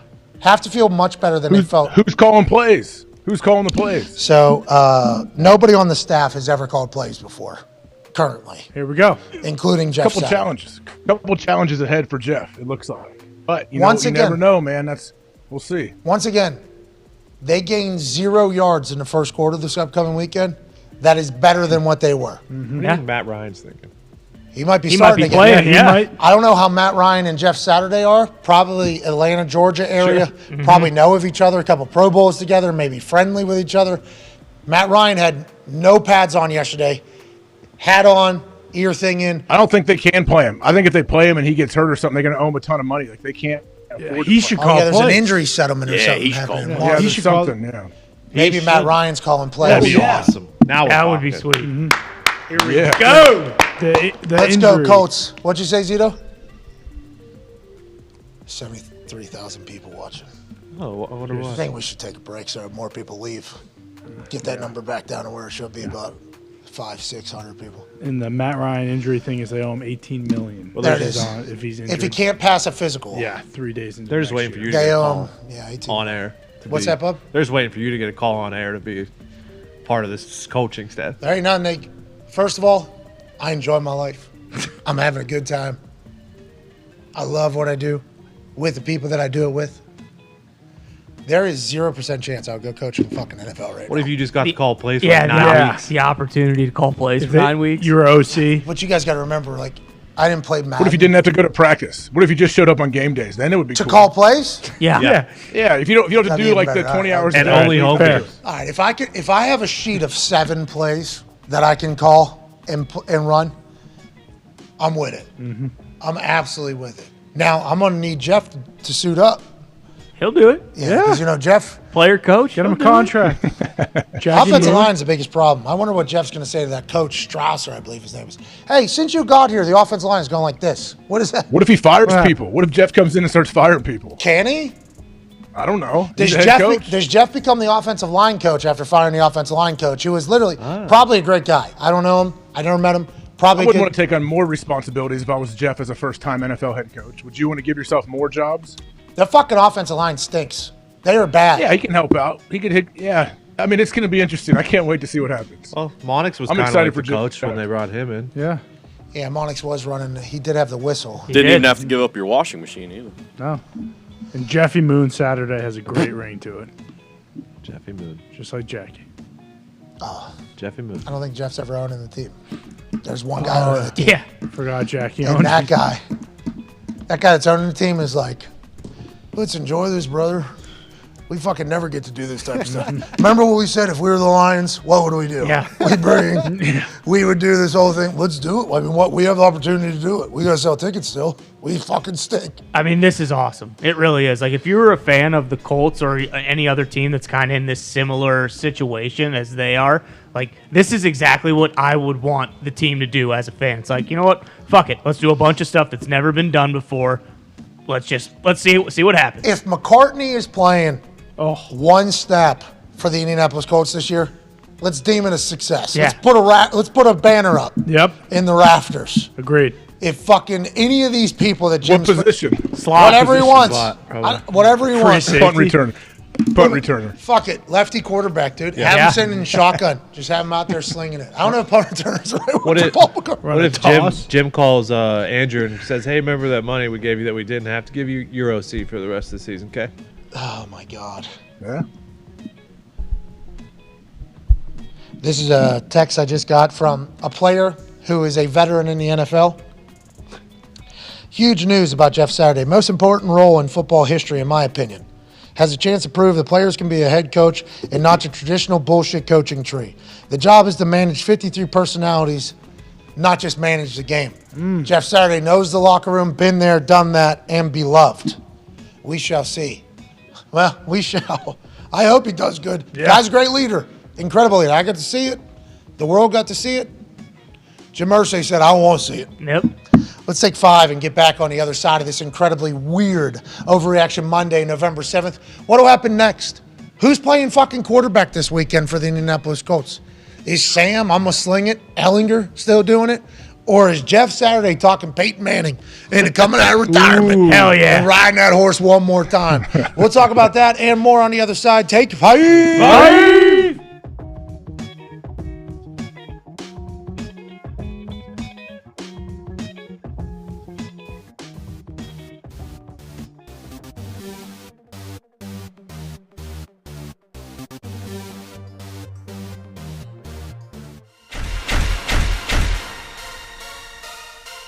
Where else would you rather be right now? We just left snow. Come down here to this warm weather, baby. Time for some football, baby! Let's go. Let's get it today. Come on. Let's get it today. Let's get it. Hey! Hey, let's go, huh? Hey, man, I hope y'all ready to go, man. Man, show, man. Nothing else matters but the day. Play for each other, that's it, man. Everything you got for the guys. Tonight, it don't take nothing but you being yourself. We flying around, we drinking right now, dominate. 1, 2, 3, 1, 2, 3. We're gonna get you in the end zone today so you cut the hair, all right? A handoff Skoronic. He's got speed. He's got the edge. He goes in untouched. Ben Skoronic. Touchdown. His first as a pro. We gotta get him in so he can cut his hair. Said he gonna cut it if he scores a touchdown.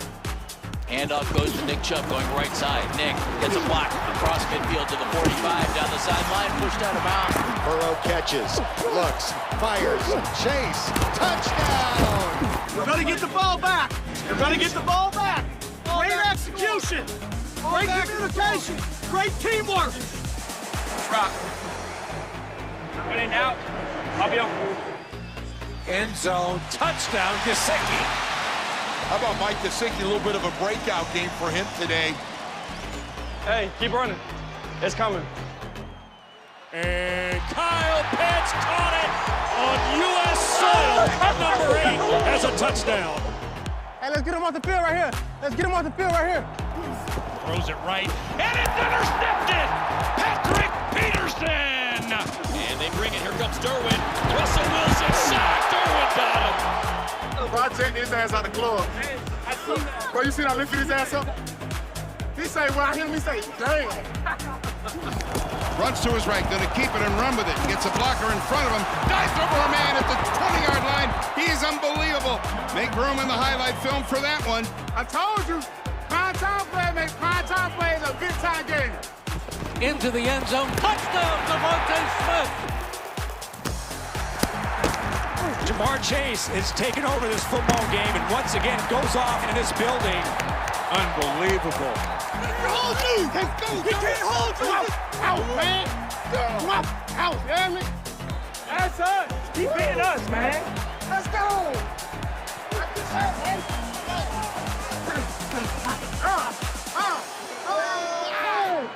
Go. Hi, baby. Yes, sir. Love you, bro. Keep working. We know what the we can do, and we know what we can be, and we know it's in our hands, and that's how it's gonna always be. You say you want to be a tough and rugged team, you got to win tough and rugged, and that's what tonight was. You earn everything in this league, and today you earned this. What do you say, Von? Don't blink, don't flinch, whatever it is, man. You guys are as tough as nails, man. Tough as nails. Who they? Who they? Who they say gon' beat the Bengals? Who they? Who they? Who they say gon' beat the Bengals?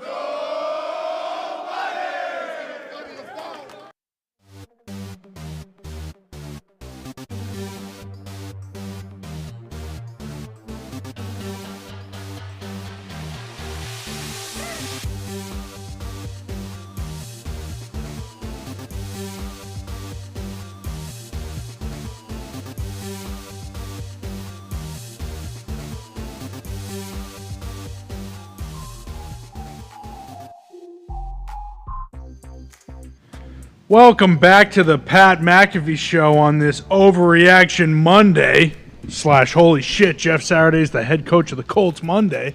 Crazy. Today's show is presented by Cash App. Jake Camarda pinning the Rams at the 1. That's money. When personal finance connects you to both your funds and the stuff that matters, that's money. Slamming a door. And banging your knee on your little thing. That's money. That happened? Yeah. Uh-huh. That stage is rattled. Tony. I don't think it was me. No, no. Oh. No. What the hell's going Zito on sat back there? down. Yeah, of course. Whoa, Or funny. No. What happened? What was that about? Sorry about it. Go ahead. That's funny. There we go. Boom. You know what else is money's eat? What? Buying Bitcoin or stocks with as little as $1. Hell yeah. Being able to handle our giveaways quickly. What? Sending. What? Spending. What? Saving. What? Splitting. What? Tipping. What? And donating all in a single finance app. That's money. That's Cash App. Download Cash App and use code McAfee for $15. Terms apply. Yes, they do. Thank you, Cash App. Terms do apply. Back on the show here, Connor with the read, Ty Schmidt with the incredible ad-libs to help out. Tone Diggs, the man who slammed the stage door shut as he came back in here. Incredible fashion. Yeah, he did it. We seen it. We all heard it. Can't even slam We it. almost knocked over the desk when he came back. little Happy bit. to hear you're okay. AJ Hawk to my left, your right. I've sent a text to Jeff Saturday. It was delivered. Okay. So he does have internet.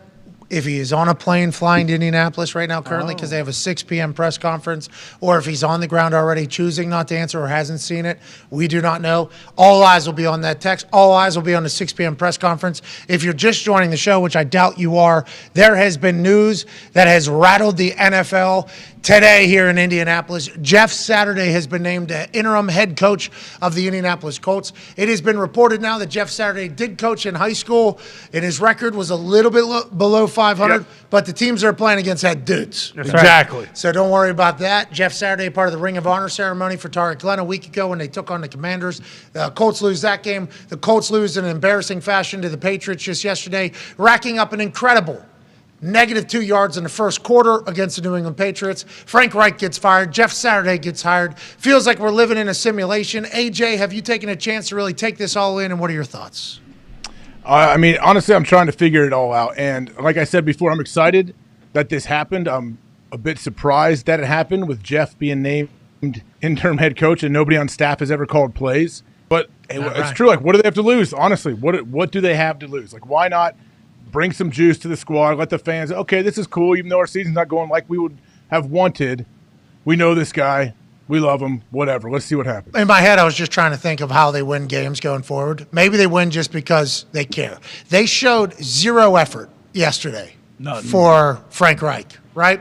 And I don't know if you can ever say that a professional team has, given up and not trying or whatever. But I think there is different positions and people on a team with certain payments owed or already made, with a legacy already created, that you can tell their effort level and how they're going. Bottom half of the roster is always going to have to try hard. Bottom half of the roster is just trying to survive to next Wednesday so they can get another game check. That's all the bottom half of the roster is trying to do. So they're never going to mail it in.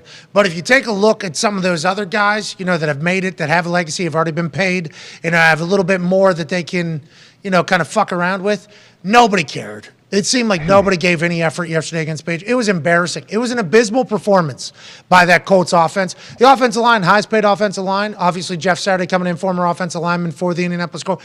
Probably the most famous offensive lineman in the history of Indianapolis Colts, is now the head coach of an Indianapolis Colts team that has the highest paid offensive line in the NFL and also a fucking terrible offensive line right now. So maybe this type of thing will bring a new accountability to the building, a little bit more energy, and maybe they'll be able to figure it out. Maybe Matt Ryan does call plays. Yeah. Maybe Jeff Saturday's head coach, Matt Ryan's calling plays, Gus Bradley's on defensive side of the ball, and then you don't really have to make that many drastic changes. You can just kind of hopefully get the little things figured out, because there's a lot of decisions that are being made that if they go the other way, maybe the Colts are worth the fuck. Frank Reich said after the game, this one's on me. I did. And he said that after every game, and we've all said, we agree. Yeah, okay. But what he also said was, you never know how close you are. You're always this close whenever you watch the film back. If one ball goes this way, one ball goes that way, this play isn't made. There's always a way to reframe it in a coach's mind in the middle of a season to get a team to buy in. If any of that is true, if there is some positive to take away from yesterday, I assume Jeff will find it. I assume Jeff will hopefully exploit it. I hope Jeff will make more of the good as opposed to the shit that we've seen. But goddamn, this is going to be an interesting year for the Indianapolis Colts. Jeff Saturday's never coached in college or the pros, and I don't think he knows anybody on the team other than the older guys. He's now the head coach of the Indianapolis Colts going into week 10 of an NFL season. I'm fucking here for it. Yeah, and at the very beginning of the season, I think it was obvious, the Colts were one of those teams, just like all of ours, that weren't going to win the Super Bowl. And now at this point, it's like, hey, they could lose every game, but if Jeff Saturday comes in and fixes the O-line, at least going forward and next year, then it's a success. I don't think he's ever been an offensive line coach either. I don't think. Oh. But he's a player. He'll figure it out. Yeah, he's the CEO, man. Yeah. He's just directing traffic. He's setting everything up and building the culture. Well, you never know. He's got a big brain. Jeff's got a big brain. Big head, too. You know that? I know that. Anybody that's been around him knows that. If he can find the vision to make just a little bit of progress, I think Jim Irsay will be happy. If he's just the interim for the season, that's kind of understood. Well, they announced it at the 6 o'clock press conference, like Jeff saying, Jim told me when I retired today as a Colt, there might come a day where he needs me. This is the day that he needs me. Can you imagine? I'm just thinking of Jeff, like, sitting the first call maybe to his wife, like, hey, I don't know if, like, I'm not joking here. You might not believe this, but Irsay just he wants me to be the head coach, and she'd be like, okay, all right. And like, no, I'm serious. Like, I'm going to be the head coach of the Colts. What do you think? They're sitting at dinner maybe yesterday after the game. His watching. kids had to be so pumped. They're having his kids were juiced. They're eating like whatever, wherever they're eating, having a good time. All right, get your arms off the table. Not to do it. Jeff, who's calling you? I don't answer the phone. Not during dinner. Not during dinner. It's family time. So I say, who is it? He turns his phone over. It's Jim Irsay. She's like, you got to answer that. All right, everybody keep it down. Boss man, Jeff, what's going on? Brother, hey, listen, I know. What are you doing? I'm trying to eat dinner with my family. Just hanging out here. Watch that Colts game. It was bad. You want my 2 cents on like what you need to change or whatever? And Jim goes, no, not the 2 cents. $1. Give us the full fucking $1. Need you to be the head coach. Whoa, excuse me? Need you to be the head coach of the team for the Indianapolis Colts. Yes, he puts it on mute. He goes, he just fucking asked me to be the head coach of the NFL. Yeah, the whole. Are you paying me for this? Brother, second name or price. Name or price. Okay, so yeah, I'll be up tomorrow, I guess. All right, sounds good. Boom. His wife and kids are, what the are you the head coach of the Indianapolis Colts? That's right. $6 tomorrow. Holy shit. Out of nowhere. He's preparing for his get up, going on Get Up, trying to find the pancakes, where people are getting slaughtered so he can put on good TV. He's going through the Jim's like, have you watched our film? He's like, I actually have. Yeah, I'm looking at it right now. Keep doing it. Yeah, you're going to be our fucking head coach. It's coming tomorrow. How does that conversation happen? How does it even start? And when did it start? Like, when did Jeff first hear about it? Like, the idea of possibly being the head coach? And when did Irsay come up? I know you had the Ring of Honor thing. You probably thought about it, but did you think he mentioned it to Jeff? Like, hey, man, like, I might need you to be the head guy over here pretty soon. I don't know. Just, if we're to brainstorm on how this could have potentially happened, I think Jeff and Jim had a conversation. Jeff and Jim are going to have a conversation regardless because it's Ring of Honor, it's homecoming. Everybody kind of gets I wasn't a part of this Tariq Glenn suite this time, but when I was there for Dwight's and for Roberts and stuff, you get called down basically to Irsay's suite. Like, hey, you want to go chat with the boss man or whatever? It's like, yeah, for sure. And you kind of leave the group and you go down to his suite and you kind of chit-chat. Me and Vinatieri went down together to go talk to him. Kind of an awkward situation because we were with some people that were in there that did not get asked to go down and chat. So I was like, ooh, sorry about it. Ooh, I actually said, ooh, sorry about it. Ooh, it's tough. You want me to say hello for you? Ooh, kind of an uncomfortable situation. Yeah, I'm too young. I agree. I shouldn't be going down there. But you go down there and you chat with them. And I wonder if Jim and Jeff at that point had chatted about what Jeff's future looks like, what Jeff is thinking about getting in. He's doing TV. I enjoyed coaching. I coached from high school. I'm thinking about getting into coaching. Like if something like that happened and Jim goes, Jeff, you'd be a great NFL coach. Like there had to have been something. There's no way that Jeff Saturday is just getting a call out of fucking nowhere on a Monday morning or on a Sunday with zero preface at all and being like, hey, you're the new head coach of the Colts. And all eyes from me point and look at that Ring of Honor ceremony a week and a half ago, where Jeff and Jim were certainly in the same conversation, in the same room, chit-chatting. And maybe and Bert Kreischer told us this whenever he was on the show. He said, being friends with Rogan is interesting because you can't even say anything that you like around him because, like, the next day it's going to show up at your house. Where you're like, I really like this new fucking Dodge Viper or whatever. And then the next day, like, Rogan's like, boom, here you go. Gotcha. Here's Dodge Viper for you. Jeff, like, I'm thinking about getting a coaching. Like, maybe I'll get to coach in the NFL one day. And Jim's like, noted. Yeah. As soon as you go, Jeff, isn't that what you said, brother? Fucking here you go. Fast pass right to the top. We'll see how you handle it. Like, I would like to know the 30 for 30 for this. That's going to come. Maybe not 30 for 30. Some other network will do a documentary. I would like to know the levels of the conversation. Jeff, last week, after the Tariq Glenn ceremony, sprinted over to where our suite is, dapped me up. I chatted with him. He was the only one to do it. When he got close enough to the fans, the suite that was next to us, the people that are above, the Saturday roar from the fans. This dude is loved here in Indianapolis. Loved. So Jim Irsay thought to himself, all right, I got a guy that wants to be a coach. I got a guy that isn't going to get fucking booed when he comes onto the field. And maybe some guy that can maybe move some tickets. Feels like in Jim Irsay's mind, this is a home run. I could see how it could be a home run. But how long would Jeff be loved if they fucking stink? This is the MCDC McDaniel thing where we wondered when MCDC came in and he was doing all of his stuff at the press conference. We're like, will Lions fans love this guy? Fox was like, yeah, we'll fucking love this guy. They stink. Everybody in Detroit, same old lines. Yeah. Get this guy the fuck out of here. Yep. How long does Jeff have, realistically? What are realistic expectations from Colts fans? I think they're going to be low. I think everybody that's watched his team this year is thinking to himself, this team fucking stinks. We aren't going to do well. At least we're bringing in somebody we like to attempt to turn this over. At least we're bringing in somebody that we know has had success in this building back in here. I think it's a win-win. I think it's very abnormal. Hasn't happened since 1960, obviously, in the NFL. That's a long fucking time. But it feels like this is a good win if you're not expecting to win, which I don't think anybody is. So therefore, Jeff can really get some time to maybe do his shit, AJ. Yeah, I think so. It's definitely thinking outside the box, which Jim Irsay is one of those people I would guess from what I've watched from afar and when he's come on this program. But Jeff, what was that? First time in 25 years he's fired a coach in the middle of the season. A lot of people think a lot of things about Jim Irsay, and you can. He is not the type of guy that pulls the trigger in the middle of, like, not that type of guy at all. He's normally actually pretty patient with people as well, to a fault, because he thinks it's a sign of a bad organization not to be. So back to your point, this is thinking outside the box, but this is also very different than what Jim Irsay has ever done in the past. AJ, sorry to interrupt. Oh, yeah, but like if let's say that you name an intern that's someone that's already on the staff there. I know Reggie Wayne is there, right? That would bring some juice, but Reggie, this is first year coaching, correct? Mm-hmm. Still more experience than Jeff has. Yeah, that's right. He has more experience. He has 9 more games experience coaching in the NFL than Jeff Saturday does. But I think everybody has respect for Jeff Saturday. His resume is legit, especially in the Colts building. Team will respect him. In the one group that has performed the absolute worst for the Colts, expected to be very good, have performed very terribly, is the offensive line. Maybe his presence.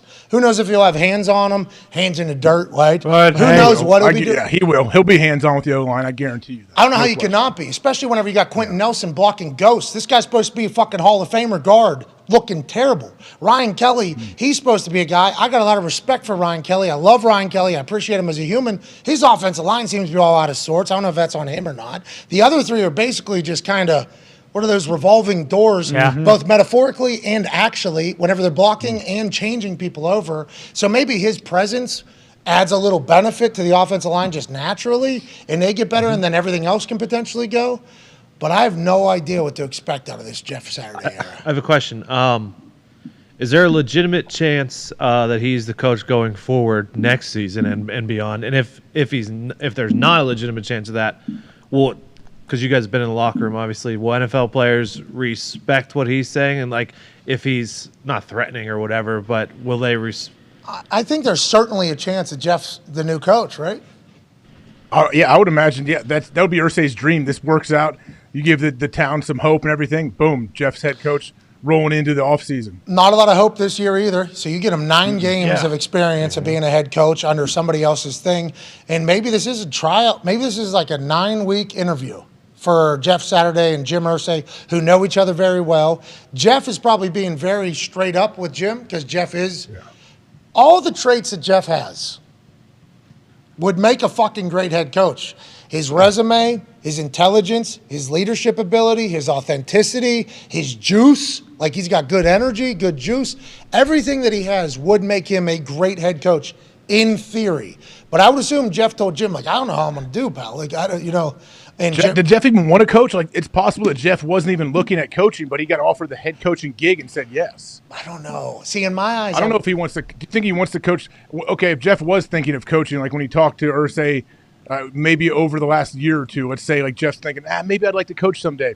That might have meant, what did he think? Maybe I'll go coach like an OT. You know how people go for like a 3-week internship during OTAs to see if they like it. Like maybe I don't know if Jeff would want to do that. Maybe a position coach. No, I don't know. I just don't think Jim would have pulled the trigger on him if he didn't hear from Jeff that Jeff wanted to coach itself. You know what I mean? Like I'm just trying to. I'm trying to think from Jim Irsay's point of view. Difficult to do. Going to be hard to do as me. Yeah. Going to be tough to do as me. I do not know nearly as much about the NFL, life, celebrities, rock stars, positions of power, business, as much as Jim Irsay. His life is a movie. It continues to unfold in front of all of our eyes. Him hiring Jeff Saturday to be the head coach of a team going into Week 10, never being a coach before, is obviously a movie-like move, but Jim Irsay's life is a movie, so this would fit the thing. Just thinking from Jim Irsay's standpoint, there had to be something from Jeff Saturday that he either alluded to or acknowledged at some point to Jim. And Jim, maybe it was 2 years ago. Maybe it was 3 years ago. Hey, brother, you remember we were talking, I think it was Holiday Party 2000. You remember this? You said, I would love the opportunity to be a head coach in the NFL because you get to run a ship how you want to run it. You don't have to listen to anybody else. You can really put things in place. And I think you said, seems like a lot of idiots are head coaches. Is that what you remember saying that? And Jeff's like, yeah, I do. Do you still feel that way? Well, I do, yeah.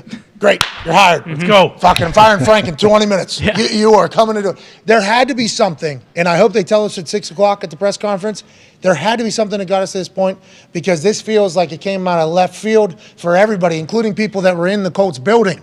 I'm getting messages from people in the Colts building. They're like, we had no idea until this morning. We're happy Jeff's back. We fucking love Jeff. Yeah. Happy Jeff's back in the building. Had no clue this was going to be happening. I'm excited to learn more at the 6 o'clock press conference. I think it would wouldn't it make sense if, like at the Ring of Honor thing, Jeff maybe said a couple things about like the O-line play or like, how to fix it or how to get the running game going that really resonated with Irsay. And I think to your point about like, did he want to do this? Like, if you're a former player who's decorated and even has like a shred of interest in getting into coaching, this is exactly the way you want to do it. It's like, oh, you're telling me I'm going to go right to the top? Like, I don't have to do all the bullshit that I don't feel like I should have to do because I had a 17-year, 16-year career in the NFL. Like, I get to come right in and make all the decisions. Like, yeah, of course, that sounds awesome. I'll start tomorrow. And this is why the text that I got from the NFL vet that said, this is a very important move. This is a big-time move for this, the future of coaching hirings. Now, there's going to be a lot of coaches that are pissed off about this.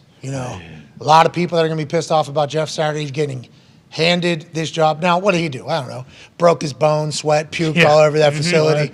Did all those things for many, many years. Was named a chief. Is beloved by the community. He's done a lot, to earn this particular role. He didn't just get dropped in there out of nowhere. But there's going to be coaches that are pissed about this. There's going to be coaches that are hoping that Jeff fucking sucks. There's going to be people that hope he pisses all over himself. What an insane day to be an Indianapolis Colts fan. And on that note, let's take a break and get ready for hour 3. Yeah. Let's keep getting in some. Why don't you send some text, see if you get any responses. Come on, AJ. I'll see what I can do. And they're all going to say, I had no idea. This is crazy. That's literally that's everything that every message that I've gotten is like, did I've not reached out know. to a few people. It's crazy. Yeah. So everyone, same thing. Wow. Yeah, no idea. Hope this opens Pandora's box. I hope Seven's the offensive coordinator for the Steelers in 2 weeks. Yes. Here we go. If this works, yes, and Jeff seemingly has a good time doing it, Ben Roethlisberger wearing his Luke Combs costume, Hell yeah. the Uggs, the cowboy hat, flannel, and the jeans, fucking calling plays with the headset on 2 weeks. Well, I was watching Jeff. It seemed like he was having a blast. I said, oh, shucks, why not me? And now... Shucks. Thank you, Irsay. Thank you, Saturday. That'd be sweet. Now Kenny Pickett's throwing it 95 times a game. Let's go. Jeff Saturday. Why not? Raiders look horrible. Jeff Saturday's tweet, October 30th, 2022. He is now. That's awesome. Fuck, that's awesome. What about Zeno? Can you pull that tweet up that just got sent into the group? NFL on CBS quote tweeted a Jeff Saturday tweet from October 30th, 2022. Fucking week Last ago. week. This dude's preparing. Awesome. Yes. This dude's preparing for a TV segment. This dude is prepping for Get Up on ESPN, just taking down notes for himself in the middle of games. Raiders look horrible, dude. It gets 64 retweets with 33 of them being quote tweets. Nobody says a word. They're like, all right, can't wait to hear what Jeff Saturday thinks on ESPN. Now, this is fucking bulletin board material, Jeff. Wow. Hey, Jeff, we can't have it, Jeff. This ain't the fucking culture we need, Jeff. I mean, just like, what if they get beat by the Colts? This is gonna have 50,000 quote tweets. Thank you, Jim Irsay, for all this. Yeah. You think Peyton actually might get the Denver job? Like, what if they get rid of Hackett and they tell Peyton? Peyton doesn't want to be a head coach. No. I think Peyton wants to be an owner. Yeah. I don't think he wants to be. Maybe. I mean, if Peyton wants to be a head coach, I assume he could have been a head coach any day, yesterday. any place he wants to. Jeff Saturday getting this job is awesome. Jeff has had eyes on his opponent. Hell yeah. Mm-hmm. and he loves what he sees. He's licking his chops right now. He did not think they were a good team. No. Come on. Raiders. Jeez. I like the Raiders fans, though, which I think we have grown our relationship. That's his wife next to him. Incredible woman, by the way. Incredible lady. Incredible family Jeff Saturday has. Beloved, once again, by everybody. We like let Raiders fans know that was pundit Jeff. Yeah, that's right. That was not head coach Jeff. No, Please do not hold Yeah. pundit Jeff's words against head coach Jeff's thoughts. Please. I do like the fact that it seems like Jeff thinks he has a plan, though. Oh, yeah, for sure. That's what the problem is. Let's get to a break, dude. What a day. What if Irsay saw that? It's like, we need to win next week. What if- Go what if- get Saturday. What if Jeff Saturday is an interim head coach for this week? New coach every week. What if somebody? Who do they got Who next? do they have the week? Get ready. Get ready. You're coming. I'll put out a tweet right now. I'll take week 16. That who they have after the Raiders. They got Raiders and then the Eagles after that. No. I'll And let then somebody else. Take the Texans. Then they got When do they Steelers play at the home on Texans Monday again? night. Yeah, fucking Steelers look terrible. There it is. Just for the sake of it. Steelers, I don't know. I might get the job that week. I have fucking Monday Night Football coaching on my resume. Hell yeah. See you there. I am so pumped about everything that's happening. This is right now. awesome. Thank you, Jim Irsay. Thank you, Love you, Jim. Jim. Oh no. Oh. This one's for Jeff. All right, sorry about it, Jeff. Sorry about it, Jeff. Hey, Jeff, I've heard you made none of these. I have not made one yet. Nope. I've shot everything on that desk too. Yeah, I know, because everything gets fucked whenever you're here. You know what I mean? Actually that's left not true. That's two full liquid desks just sitting there. Yeah, for you guys. I took Yeah. the empty ones away. I threw Yeah. the empty ones away. Then you twist up all the wires over here, which caused the power thing to be near the ear thing. So now I just get static every other second. It sounds like I'm going through an electronic war in my ears because of you. But once again, I don't think that happens. It does. You know it. You do know it. You got CTE. You black out. You don't remember sticking all the wires behind this fucking thing right here. Well, I move them around when I'm at the desk. Exactly. That's what it is. Exactly. I don't want to step on that.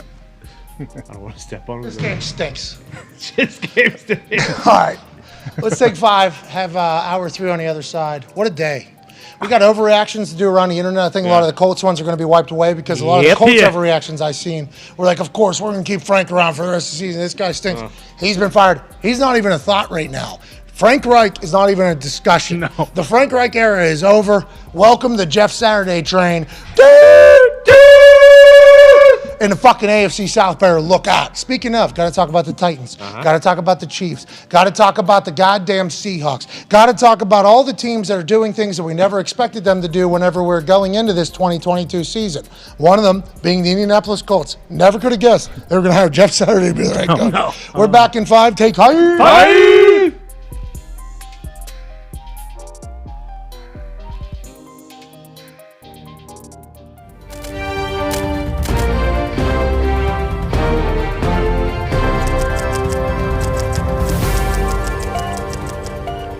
Hello and welcome to the special investigative report.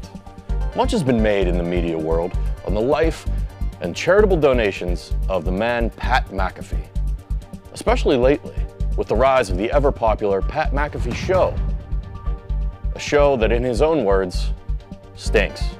We thought it privy to dive into the inner workings and machinations of this tiny business, this small regional show that has reached international discourse.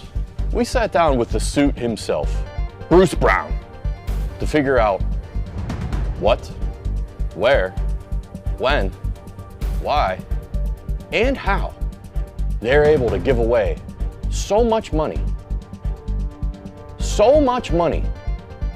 to the viewers of this incredible program.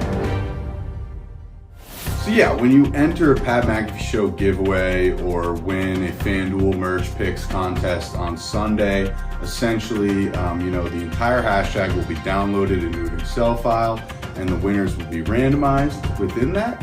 And then we do a quick scumbag check, basically click on the profile and make sure, you aren't a robot or blocked by Pat. And then it'll be transferred over to Dirty Gertie, who creates the Winter Wednesday graphic, which then runs on the show each Wednesday in a commercial break. If you win over $599, we're going to need your email, or you can email giveaways@patmcafeeshow.com. If it's under $599, all we need is your cash tag. And if you win merch, obviously we need your size, address, and what you want from the store. Usually I'll just reply to you on Twitter. If you have any questions about any giveaway, whether it's cash that you either are waiting on or merch, you can just reach out to me on Twitter or Email giveaways at patmcafeeshow.com. Please give us about 1 to 2 weeks to sort out your prize. That's typically how long it takes. But again, if you have any questions, just reach out to us. We reached out to PMI's money man himself, CFO Phil, for an on-camera interview. Regretfully, he declined the segment, but he did give us the salacious, juicy details. In an email correspondence, CFO Phil replied, $2.6 million year to date. Too much money. There you have it. $2.6 million given away, a pissed off CFO, and a show that quote unquote stinks. Good night, good morrow, good luck, and good fortunes.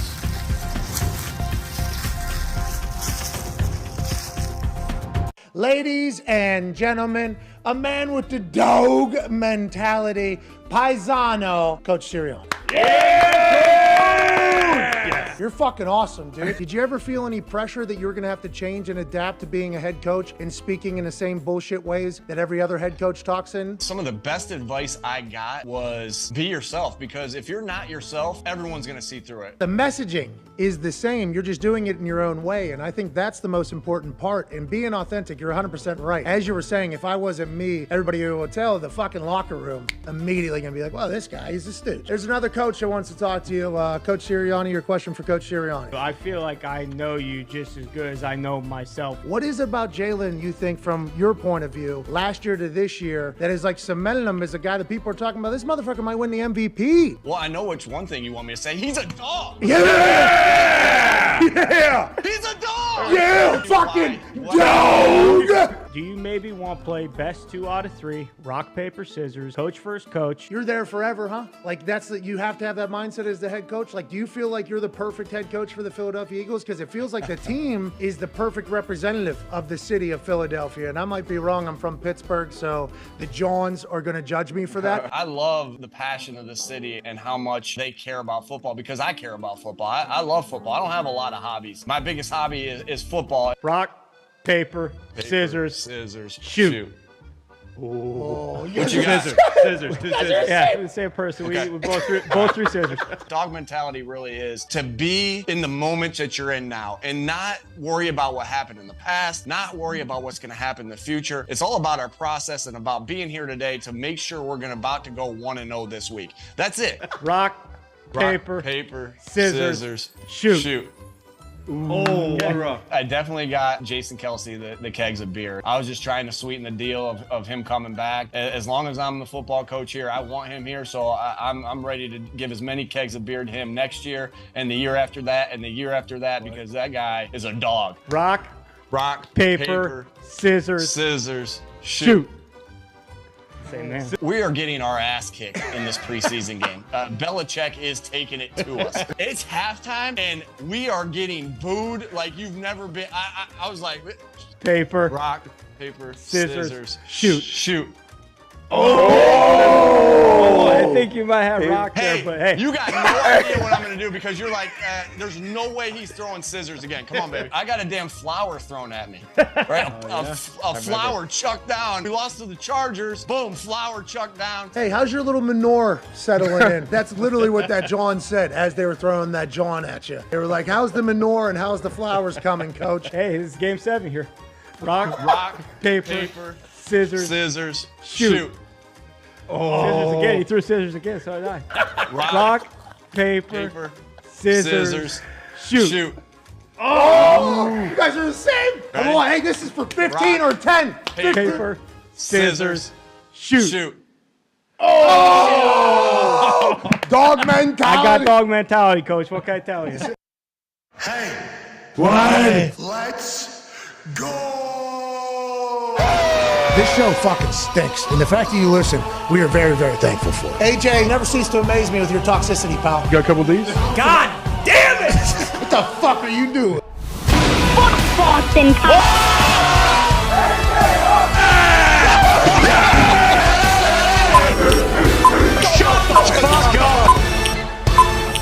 Hello, beautiful people. Welcome back to our humble abode known as the FanDuel Thunderdome. On this Jeff Saturday is now the head coach of the Colts. Monday, November 7th, Hour 3 starts now. Football! He is awesome. To my left, your right is a man who is awesome at football. College football national champion, Super Bowl champion, Ryder Cup champion. He once had 31 tackles. Yep. No, he twice had 31 tackles in a game and 100 yards rushing on the offensive side. Centerville Oak legend, Ohio fuck, AJ Hawk. Yeah. The Toxic Table is here at Boston Connor, at Ty Schmidt. One half of the Hammer, Dahn. Cowboys, Tone Diggs is here. It has certainly been a productive day here on this Overreaction Monday because this city, Indianapolis, is actually we're in Lawrence, which is outside of Indianapolis. Right. Indianapolis, downtown Indianapolis, much different than what it used to be pre-COVID, but feels like it's on its way back maybe in the next year or so, hopefully, of being the prominent Indianapolis that I came to love. And the reason why I still live here is because how awesome this city is. Anyways, the city that is closest to this city that we used to be in, team I used to play for, has made some big news on this Monday, November 7th.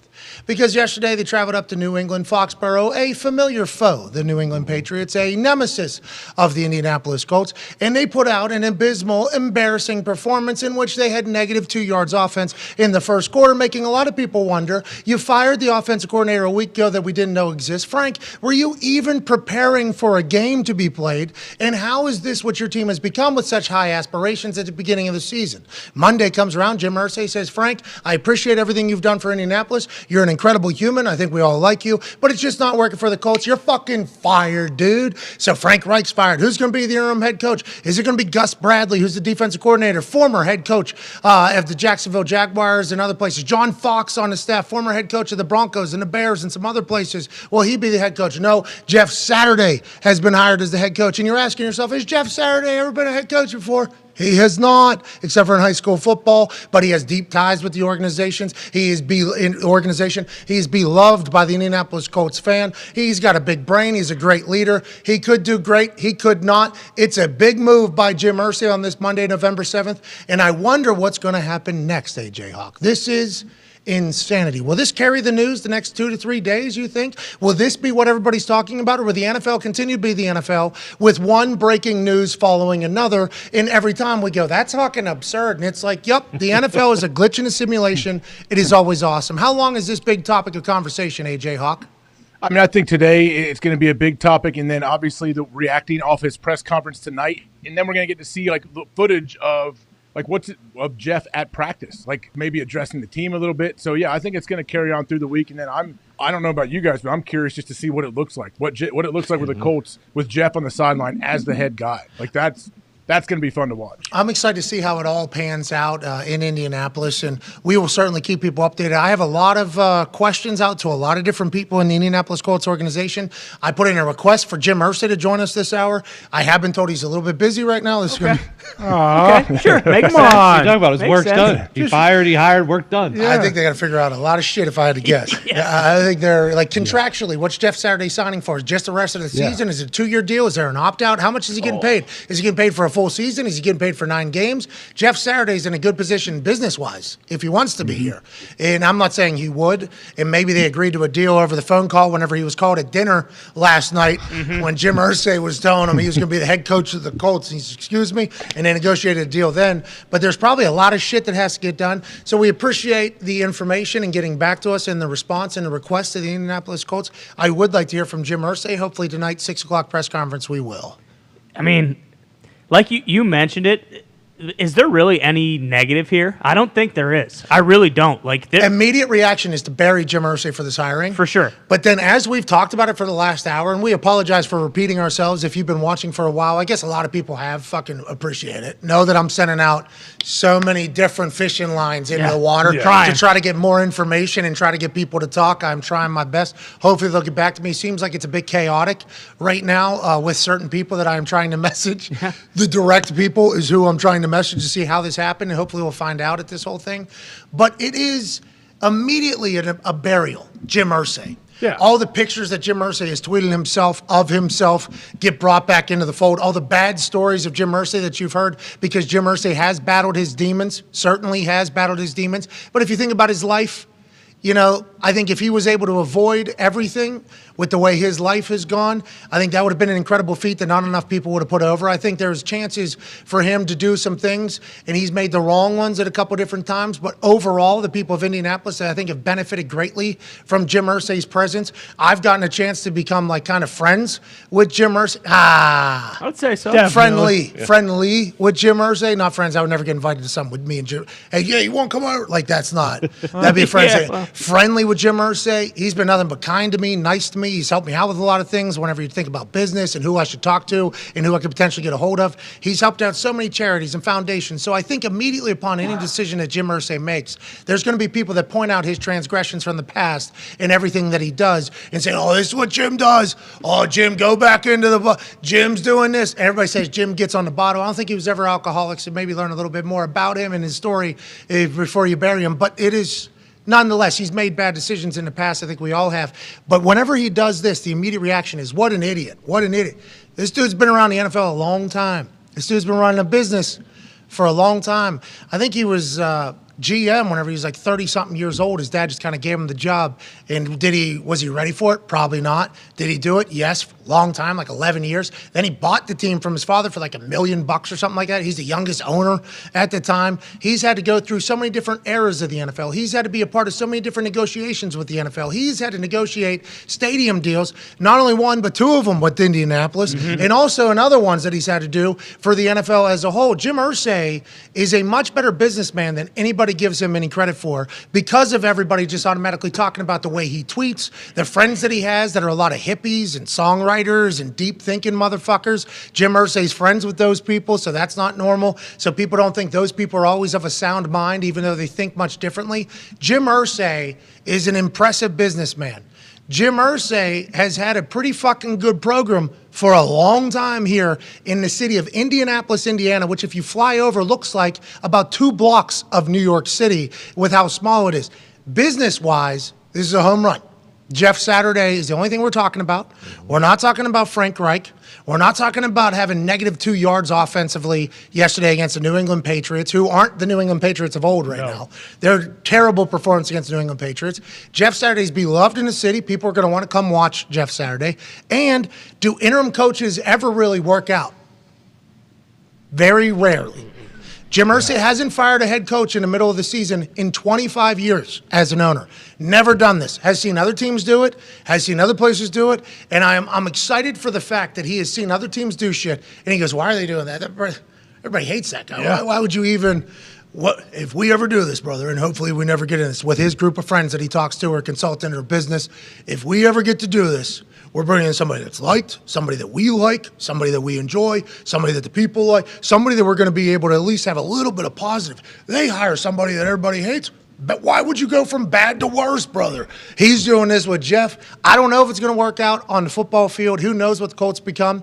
But from a PR business span or business side of it, it's brilliant. This is a brilliant move by the Indianapolis Colts. Oh, also, you can't I don't think anything that when you make a decision, you can't sit off right away and say, oh, this is terrible.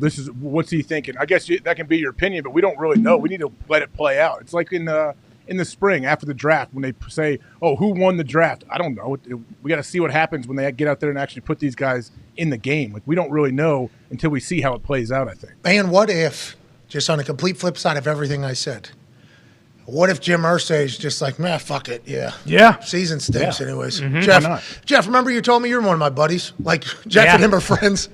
What if Gorman would have been named the head coach today? That would have been awesome. Why not? That would have been awesome. Jeff Gorman, he used to work with us. Hey, Gorman originally worked with the Colts and Jim Irsay, back to working with the Colts and Jim Irsay. Incredibly happy for him. He also runs the microphone during quarters, the show at the stadium. Oh, yeah. He sounds like a carny while he's talking. So good. He's incredible at what he does. Oh. It is amazing. Are you ready to go? And then he'll fire through a question. Wrong. Sorry. Right so close. He's incredible at what he does in the stadium, but he's also, we think, we're not 100% sure, we don't know this, but we think he's in Jim's circle, right? He's one of the people in Jim's circle. I assume he knows how this came to be. And what if Jim is just we like Jeff, don't we like Jeff? Jeff said he wanted to be a head coach. Fuck it. Let's give him a shot. We had -2 yards. And that's what you can do when you're an owner. And I think that's what, a lot of people are learning right Pretty now. nice. And he has the balls to do it, too. When he first came to us, I wonder who's the first person he, bounced this idea off of. Hey, what do you think of Probably Gordon. Could have been Gordon. Probably Gordon. Yeah. That's what I want. Wow, okay. That's not exactly where I thought you were going to go with this, but hey, Jeff you never know. idea. And then Jim starts laying out. Remember what McCartney said. People like good people who do good things, and good things come to those who do good things. Remember? And Gordon said, Pards. Good point. Your team. Your team. Here's a picture, obviously, of Jeffrey Gorman. If you have forgot, the incredibly handsome man named Jeffrey. And then there's Jim Irsay. Those two, I believe, pretty good friends. I believe Jeff is pretty tight in there. I wonder if he was part of the conversation. But it could be as easy as Jim Irsay and Jeff Saturday getting along, which, once again, goes to talk about Jim Irsay, the owner. He gets along with a lot of his ex-players. That's not, I don't think that happens everywhere. I think there's a lot of places where the players hate the fucking owner. Oh, yeah. I think that is something that happens whenever people leave the NFL. You could see why business-wise, the first time somebody's ever been told that they're not good enough in a sport that they played since they were a little kid, and they've been very good for a long time. Normally the business side has to come from the general manager, ultimately the owner as well. Jim has great relations, I think, with fucking every person maybe that's ever played for the Colts. Jeff Saturday and he have a really tight relationship, I think. What if it was just like, fuck it, Jeff, you want to be a head coach? Yeah. Fucking Sweet. Worst case scenario, top 5 pick, maybe get your future quarterback. Best case scenario, we got the next great NFL head coach. Yeah. We sell some tickets, get great atmosphere. Jeff Saturday probably corrects some of the cultural shit. I have faith that Jeff will be able to. Jeff is never scared, really, to say the shit, that is uncomfortable. You know what I mean? He came into Green Bay. He was year 14, 15, and he was right away was a guy definitely not scared to say, give his opinion or let us know, or, he's a leader. That's what those guys do. Hey, you're fucking up, too. Jeff isn't scared to, you know what I mean? Let you know. Yeah, Jeff was, when I got in trouble, Jeff was on the team. Conversation that he and I had, and I thought we had a pretty good relationship, which we did. And what he said to me, I was like, oh, this dude seems care about you. I actually thought to myself, oh, this dude cares about me, I think, as a human. I think this person does care about me, which is another trait that makes him, you know what I mean? I think he is if you start listing out what the fuck he is, the pancake segment on ESPN, really awesome. Yeah. That's not what he is. Let's not define him. Well, but they're going to miss that. We're going to miss that. Yeah, absolutely. I really enjoy that segment. But if you start listing out all the traits of Jeff Saturday, you start thinking to yourself, that'd be a great fucking head coach almost, So maybe this is Jim scouting. Maybe this is Jim scouting, seeing an opportunity for a trial, preseason almost. Hey, you get 9 games here to kind of be a head coach. Maybe it's that. Maybe it's as easy as Jim Irsay thinking that Jeff would be an incredible head coach from all the traits that he has, sees the situation, and goes, hey, Jeff, why don't you get your fucking feet wet, see if you like it, okay? See if you like it, see if we think you could do it, and then maybe we'll talk long term. Could be that. I mean, we have no fucking idea how this came about because of how in a left field it is. Yeah, and I mean, you have to assume the expectations aren't sky high. It's no one's expecting Jeff Saturday to come in and all of a sudden the Colts to rip off 8 wins or whatever. But to your point too, it could be the type of thing where it's well, I can't hire someone who's already on the staff to be an interim coach because whatever messages have been getting spread around the locker room, they're just not landing. Things are stale. I need to get someone completely different who is removed from the entire situation to come in. And if it's a former player who guys respect, even if they didn't play with him, maybe he does shake things up enough where it kind of course corrects a little bit. Not necessarily where you're going to turn things around and go to the playoffs, but I think if you see small changes, that hey, job well done. That's really all you can ask for. What if this is Jim Irsay scouting? Everybody has Sean Payton's probably not going to come to Indianapolis. Probably not. A lot of Colts fans saying, let's go get Sean Payton. Jim Irsay's a really cool guy. I love the building that the Colts have. I don't know if Indianapolis is. Maybe. I don't know Sean Payton at all either, but I don't think he's coming to Indianapolis. I do not think that is the case. What if this is Jim trying to get ahead of it and not having to scout and be a part of the coaching audition auction that kind of takes place in the offseason? What if it is him scouting?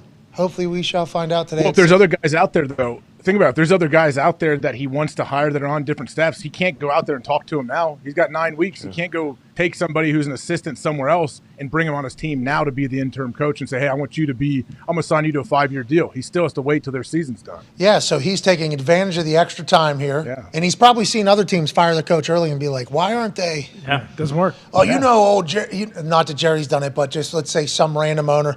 You know, old Hank, he didn't even use this idiot. You know, this guy didn't even. Let's take a shot. Let's take a shot and do something no one's ever done before. See what happens. Now, will we be saying this in 3 weeks if they look like they looked yesterday against the New England Patriots? I wonder. They probably won't even be a talking point at that point. Which season will be way over. And I don't think you would pin that on Saturday either. I don't think that team stunk before. Exactly. I don't think we'd be saying like, well, Jesus fucking Christ, Jeff Saturday's not getting him ready to play. You know, it's a win for Jeff. Yeah, 100%. It's a win for. This seems like a good decision. They're really very smart. No negative for him taking No. this. That's why I think he jumped at it. Was like, fuck yeah, absolutely, I will do this. Coach, you take it. Yeah, and hey, fuck it. Yeah, come on, I'll be a head coach. I know a lot, Pat. Don't you know a lot of not? guys that want to be coaches? I know plenty of people who want to be coaches, but they're like, I want to be a head coach. I don't want to work my way up. I want to be a head coach right away. I'm not making coffee for some basic motherfucker that knows less about football than me. Yeah. I'm not drawing up cards for a guy just because he's coached for 20 years.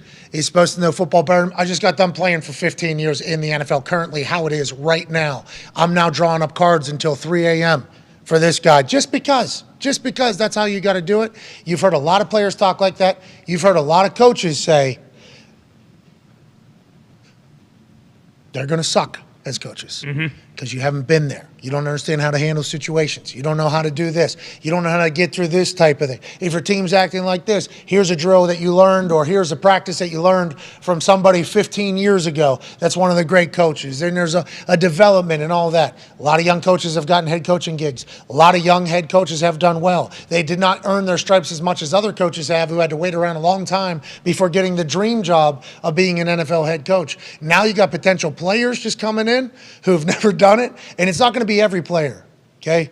Not every single player is going to be a good head coach. Not every single coach that's young and an offensive wizard is going to be a good head coach. Not every single old coach that's been around for 30 years is going to be a good head coach. So I hope that they're all judged in the same exact way. But if Jeff comes in and has success, this is going to change some things for some fucking head coaching positions that are going to open up here the next couple of years. That's a good point, AJ. Yeah, I think Ty hit on it earlier, though. I would imagine at some point over their time talking with Jeff and Jim Irsay, like I would imagine Jeff's gotten detailed in what he would do or what like if Irsay's, hey, what do you think? What are you seeing out there? I would imagine Jeff probably impressed him multiple times. Like, hey, you know what? They're doing this. I tried this back when Peyton was here. And he probably gave him like specifics, and Irsay's like, oh, okay, all right. Irsay, football guy. Irsay, football guy. Loves football. Power lifter. Yeah, power lifter champion. He went over to your state, I think. Yeah. You're Ohio champ. Yeah, he from Indianapolis as the general manager of the Indianapolis Colts. Drives over to Ohio and says, "Who's your strongest? Who's your biggest? Meet me at this high school gym." Yeah.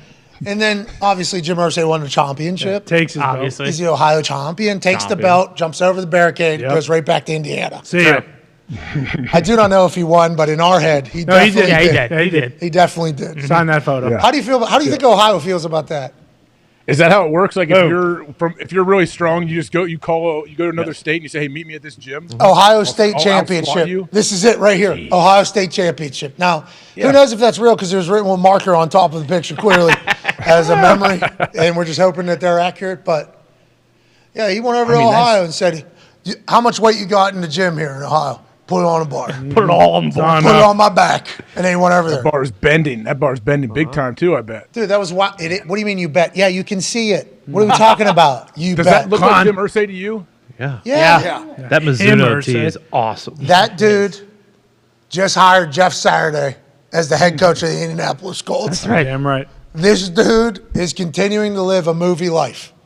And for that, we thank him. Thank you, Jim. Thank you, Jim. All right.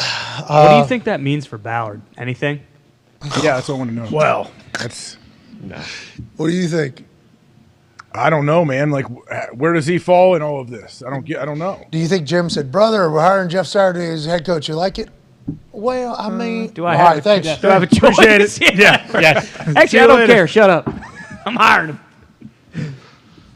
Tough. Chris knows, dude. Yeah. Yeah. He has to, right?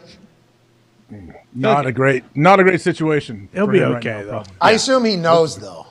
Like, probably has for a little bit. Right. Going into the season, you probably think about that. Because last year, they didn't make the fucking playoffs, dude. Remember? 7 Pro Bowls. A lot of talk about a team that didn't even make the playoffs last year. Probably not going to make. Well, we don't know what Jeff's going to do with the boys. That's right. We don't know what Jeff's going to do with the boys. Could be 11-5. Could potentially not make the playoffs again this year. 2 years in a row not making the playoffs. That is not a team that anybody gives a fuck about. That's what the Colts have become, though, in the AFC South, that have been dominated by this team from Nashville. Hey, AJ, this is a good transition. Could you fucking imagine? Could you imagine if that Ohio fuck, Mike Vrabel, head coach of the Titans, had fucking, now Malik might be a fucking guy going forward. They're talking about his arm being a rocket, and he's incredible run. He had 6 completions 2 weeks ago, had 8 completions last night. They almost beat the Kansas City Chiefs. I mean, they could have potentially beat the Chiefs in a couple different situations, a couple different things go their way. They beat the Chiefs. It has to go to overtime. Could you imagine if Vrabel had like a top 2, top 3, top 4, top 5 quarterback in the NFL? He seems to be an incredible coach. His defense is always going to be solid. What they've been able to do to the Magic Mahomes multiple times now, when nobody else has seemingly figured it out, is incredible. Offensively, they're able to just pound the rock. And they said he didn't have a first down for like 5, 6, whatever I forget the timing was, still held on. Now, that's not great for the offense, but Vrabel finds a way to win. Did you know going into last night they were 5-2? I didn't know that. They put the graphic up and it was like Titans are 5-2. I'm like, the Titans are 5-2. All anybody's talking about is how none of their receivers have any yards. A.J. Brown has more touchdowns than all their receivers, has more yards than all their receivers. They have no weapons at all. I had no idea they were 5-2. Now they're 5-3, obviously, but Vrabel seemingly is maybe one of the greatest football minds of all time. And I'm not saying that just because we like them. I'm saying that because if you watch the Titans, they're always in it, and we don't know anybody on their fucking team other than like 4 or 5 guys, AJ.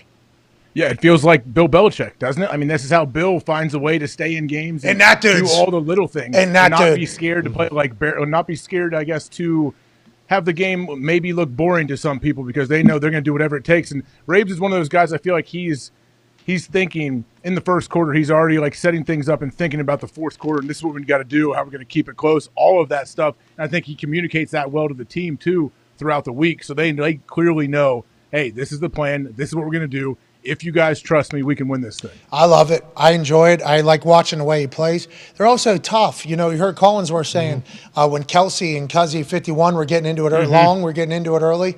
He was like, the Titans say, oh, you want to play tough with us? Okay, we don't mind that. Yeah. And it was actually, I think my wife got a little laugh out of it because you could hear Vrabes almost saying that, like, if they want to fight with us too, we're fine with that. Like, you could almost hear Collinsworth talk, and they cut the Vrabel at that exact time, and he had a little smirk on his face as Travis Kelce and that guy were getting after it. It's like, I would love if I was a fan of a team, and it was like this with Pittsburgh. This is what Pittsburgh used to be.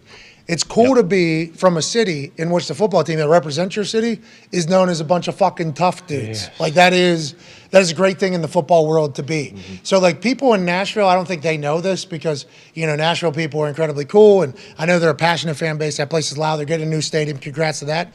But, like, they are, I think everybody knows, hey, we're about to play a fucking tough, we're about to play some fucking dogs now. This is about to be a fist fight, and they don't care they'll do that against anybody. They will fight anybody, and I enjoy it. And a lot of people think that kind of style is out. Oh, shit. Ooh. Easy, Mike. That's right. Yeah. That's right, bitch. Just like a Vrabel. That's what me and Vrabel do. But a lot of people think that style is out with the new football, the new rules. There's no style. We don't know what any style is. Look what Justin Fields is doing. Like, there's no style anymore. There's no prototypical player. Like, there's no one way to do it. There's many different ways to go about it. And the great coaches take whatever their roster is and they build their game plan around it. They don't do it the other way. They don't try to jam something into players that they are unable to do. And that's something going back to the Patriots. They always talk about former players. They're like, hey, they'll never ask you to do something that you cannot do. Like, if you're whatever you do best, that's what they're going to use you for. And they're great at like identifying that. And I think Vrabel comes from that Belichick tree. Even though he didn't coach for Bill, he played for him for a long time. And I think Bill has a ton of respect for Braves as well. Oh, yeah, I enjoy watching the Titans team. Them being 5-2 is mind blowing. I apologize to the Titans fans, and obviously their record. since I got on a stage Sure. at the end of Broadway, Why? you know, It's irrelevant. and had to stick up for myself. Yeah. Didn't have a choice. Had to. There's people saying rude things to me right in the crowd. Exactly. They're saying rude stuff to me. More so Reggie than you. Not right. And they were talking shit to Reggie. Yeah, They're that's what booing it was. Reggie. They're talking shit to Reggie. They're talking shit to me. With one of these in front? What do you want me to do? What am I supposed to do? Vrabel wouldn't just lay down. No way. What am I saying? You're right for booing me. Yeah. Thank you for allowing me in your city. What the fuck am I supposed to say? Not a chance. Get out of here. Anyways, since then, they've really won a lot of games. And they have dominated a lot of teams in the AFC South. And watching them play on primetime, I should have known and expected them to be as good as they are, even though it sounds like all the negative news that is the only news that kind of comes out of there about how inept they are at weapons and how they can't do this. It's like, Vrabes is the reigning coach of the year for a fucking reason, and we always have to remember that. There are some teams we kind of just automatically assume are going to be good because their coach. Titans need to be in that conversation, and it's an Ohio fuck. Who would have known? You know what I mean? Yeah. Good for him. Who would have known? Good For him. Speaking of the team you just talked about, Justin Fields, watching him in that Bears offense. Now, you know, you think about Justin Fields, if he was a Titan, what would they be? But Malik Willis might be that. We have no idea what he's going to become. Maybe they're keeping the guardrails on him because they don't want him to make any mistakes. They know they're going to be in every single game. So maybe it's a really tapered down system for him that allows him to run a lot more than throw, and maybe he'll grow and develop in that. And who knows what's going to happen with Tannehill. He had a pregame workout, and they said it wasn't good enough. Probably back next week is what they were saying. We don't know if that's real or not. But Justin Fields is one of those guys where I think he was getting written off. Maybe even by shows like us are like, hey, this guy can't complete a pass. This guy seemingly is not going to be in a good situation ever in Chicago from how ugly it's been up there for decades now, it feels like. And then now watching him play in a loss, nonetheless, in a loss against the Miami Dolphins, a lot of conversation for the Chicago Bears is Justin Fields is a dude. This guy is a lot of fun to watch him play football. 178 yards rushing, 130-some passing. Had a dot right there for a touchdown. But if you listen to Zito chat and you listen to Bears fans chat, they're excited to watch the game, right? Like, it's fun to watch the game now. Everyone in Chicago, that's all I can say. It's like, yeah, we lost that game, but it was every time Justin was on the field, you know something's fun's going to happen or something explosive like what we just saw there. He's electrifying, and Eberflus has been able to turn that into a place that is beneficial for his quarterback very quick. Are the Bears going to be a problem going forward? Do you like this? Do you think this is sustainable, AJ Hawk? I mean, yeah, I sure hope so. And like I said before, like there's no prototypical quarterback. There's no prototypical any player, I feel like, in the NFL. So I like what they're doing, man. Like, this dude is so fast. I just try to think of it as a defender. Yeah, obviously you have your pass coverage, you got to do whatever. But, man, especially if you're somebody that you got coverage, but you have to have your eyes on the quarterback, like this would just suck. Like it would cause so many issues because not only, hey, make sure we keep this guy kind of hemmed in because he can pull it down. He's faster than our whole team. Well, that's tough to do in a game, especially for 4 quarters. Like, he's just going to make some plays, and it is fun to watch. As Zeke said, I feel like he's brought a lot of juice to Chicago. And are people saying, hey, he's our guy now moving forward to start franchise QB? Yeah, I believe they are. I believe it's an exciting time to be a Bears fan, and you're kind of viewing this as his rookie year almost. I don't think the expectations this particular year are that high. First-year head coach, first-year new system. Justin Fields is getting his first scumbag Nagy. Yeah, he's getting his first real opportunity. So they're almost viewing this as a rookie year for Justin Fields, even though he already had one. So that's great expectations too. Like, all right, if we show promise, we show that we're getting better, Bears fans are going to allow us to do so. They're going to be patient, even if we lose at home, which they did. Yep. They're still like, all right. kind of a moral victory, even though we don't have those type of things. It's kind of a moral victory, I feel like. But I think they're accepting those this year because the Bears fans are like, everything has been so dysfunctional for so long. We'll take moral victories. And I think that the Dolphins are going to be a good team when it comes, January. Oh, yeah. Because I think so. Tua has proven big moments, he plays good. He plays great. So the only thing that would really hold back that Dolphins team, we assume Tyreek Hill will be able to show up. He's still a guy. Waddle's played in big moments. The only thing that would hold them back, right, is if they all just lay an egg in a big game. Yeah. If they don't show up in a big game. Tua is proven now, not in the NFL, so I guess I cannot guarantee this as a fact, but Tua has shown up in big fucking games better almost than he has in the past, like in other games. Tua is built for the moment if he gets there. That offense with McDaniel and the chill demeanor that he has, I think is just awesome, especially for the city of Miami and getting it all together. But this offense, Tyreek Hill has already accounted for triple his contract that they offered him? Way too open. He's way too open right there. He's always open, it feels like. He has over 160 yards and This is a joke right here. Dude, that's a trampoline. He did that off the Chicago. Full pads, he's doing it too. Bro, that's Soldier Field. That's like the worst grass of all time. He's doing a trampoline backflip, pretty much. He's so explosive, so elusive. He adds an element to that offense that no team has that, I guess the Chiefs had in the past and they've been able to move past. But Miami having that with Waddle, with McDaniel's brain and the entire thing, I love the Dolphins, man. I enjoy them a lot. They're going to have to get some stops, but then once again, that might be Justin Fields being Justin Fields. Because on that 62-yard touchdown, that's a throw that Justin Fields takes down and makes an anomaly alien-type play. Hopefully you get rid of that a little bit, but I love that Dolphins team, too, going forward. Yeah, and they've beaten good teams. Like, it's not like they're beating the Bears every single week. They've beaten the Bills. Ravens. They were down 28-7 against the Ravens. Like, they've not only, had a lead and held a lead, but they've also come back from massive deficits, and they have the weapons. Like, I feel like that's what it always comes back to with the teams that are in it at the end, and you've mentioned it before. Like, they have two unbelievable wide receivers. Gesicki is a guy.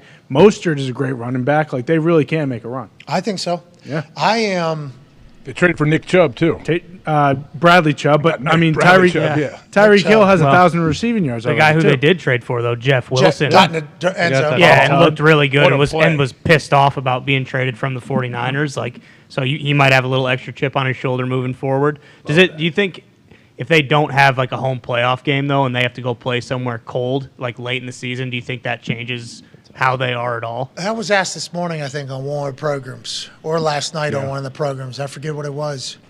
I don't know. That's a great question. Right like when they have to go play Buffalo in Kansas December City. and Kansas If you City. got to play a freezing cold, windy game, like those deep balls aren't going to be great. If it's like a cold, like the wind is swirling, it's 10 degrees. And no offense to Tua, this isn't his fault. No. It's his life that he's lived. Like, it's not his fault. From Hawaii, Alabama, yeah, not used to it. SEC, you know when even the humidity makes the ball a little bit more sticky. Yeah. Whenever it is fucking 4 degrees and dead ass dry, which is the worst cold. So no cold. snow, not even any fucking wind. Just bone dry, Gray. 4 degrees and gray. That is the worst. And the ball gets very slick, very, very slick and very dry. A lot of, there's going to be a lot of that. But can he handle it? That's a great question. Can that offense that is just Lambo, quick, oil, we're in, we're out. Do the elements fuck with them at all? Now, Miami adds its own element. Miami's incredibly difficult to run in. It's very humid. It is very miserable. It can be excruciatingly hot down there. But the cold is a vastly different animal. I hadn't even thought of that until right now. I guess that's bad punditry by me. I found a headline here that Tua plans to simulate cold weather situations this offseason. That was from January of this year because I think they did struggle in weather situations. I assume he just held a football in a cold tub. I assume he went into the freezer. They have one of those big freezers probably at the facility. Yep. And just played catch in there. You know what I mean? It was like, hey, yo, chef, boom. Yeah. Boom. Oh, yeah, the big walk-in freezers? Boom. Yeah, like like Rocky Balboa boxing on the couch. Boom. Hey, who wants to go hang out with Tua in the big freezer? Hey, hey, it's your turn. I think, he's like, yeah, it feels like it's coming out of my hand. Right? Yeah, it works. I think if I get 3 licks really when it's really chilly. Boom. Yeah, that's probably what he's doing. That's smart. That's smart. Yeah. Tua. And if they're the 5 or 6 seed, it might be in Tennessee or Cincy or Baltimore, but also like they could still win the division. It's them, the Bills, and the Jets are all 6-2, 6-3, 6-3. Like Josh Allen's elbow scares me, man. Yeah.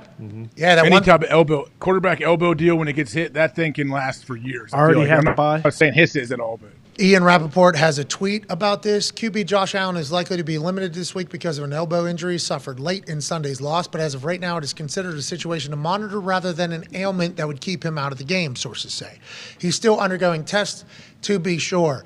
Josh Allen is one of those dudes that I enjoy watching him play football. I had a new guy on a new team parlay with TJ Hawkinson, who had 9 targets and 9 catches. Kirko Chains told us about that last hour. I didn't know those were his exact targets and catches, but that's an incredible start for TJ with the Minnesota Vikings. He did not score a touchdown, so that ruined my parlay. But also, Nyheim Hines only got like 1 target. He did not get into the end zone. But Nyheim Hines joins that team. You would assume that offense would be more explosive if you add another weapon. They were not. It was pretty similar to a situation that they had down in Miami where the offense kind of sputtered a little bit, made some mistakes that you don't expect them to make. Josh Allen was still able to do Josh Allen things because Josh Allen is 6'6" and runs a 4.4 or whatever, and he can run people over, 2 touchdowns running. He was still able to affect the game, but when it came to the passing, I don't know if it was the Jets shutting them down. Sauce Gardner had like nine passes defended, a pick, and then a game winner or whatever, I think, at the end of it.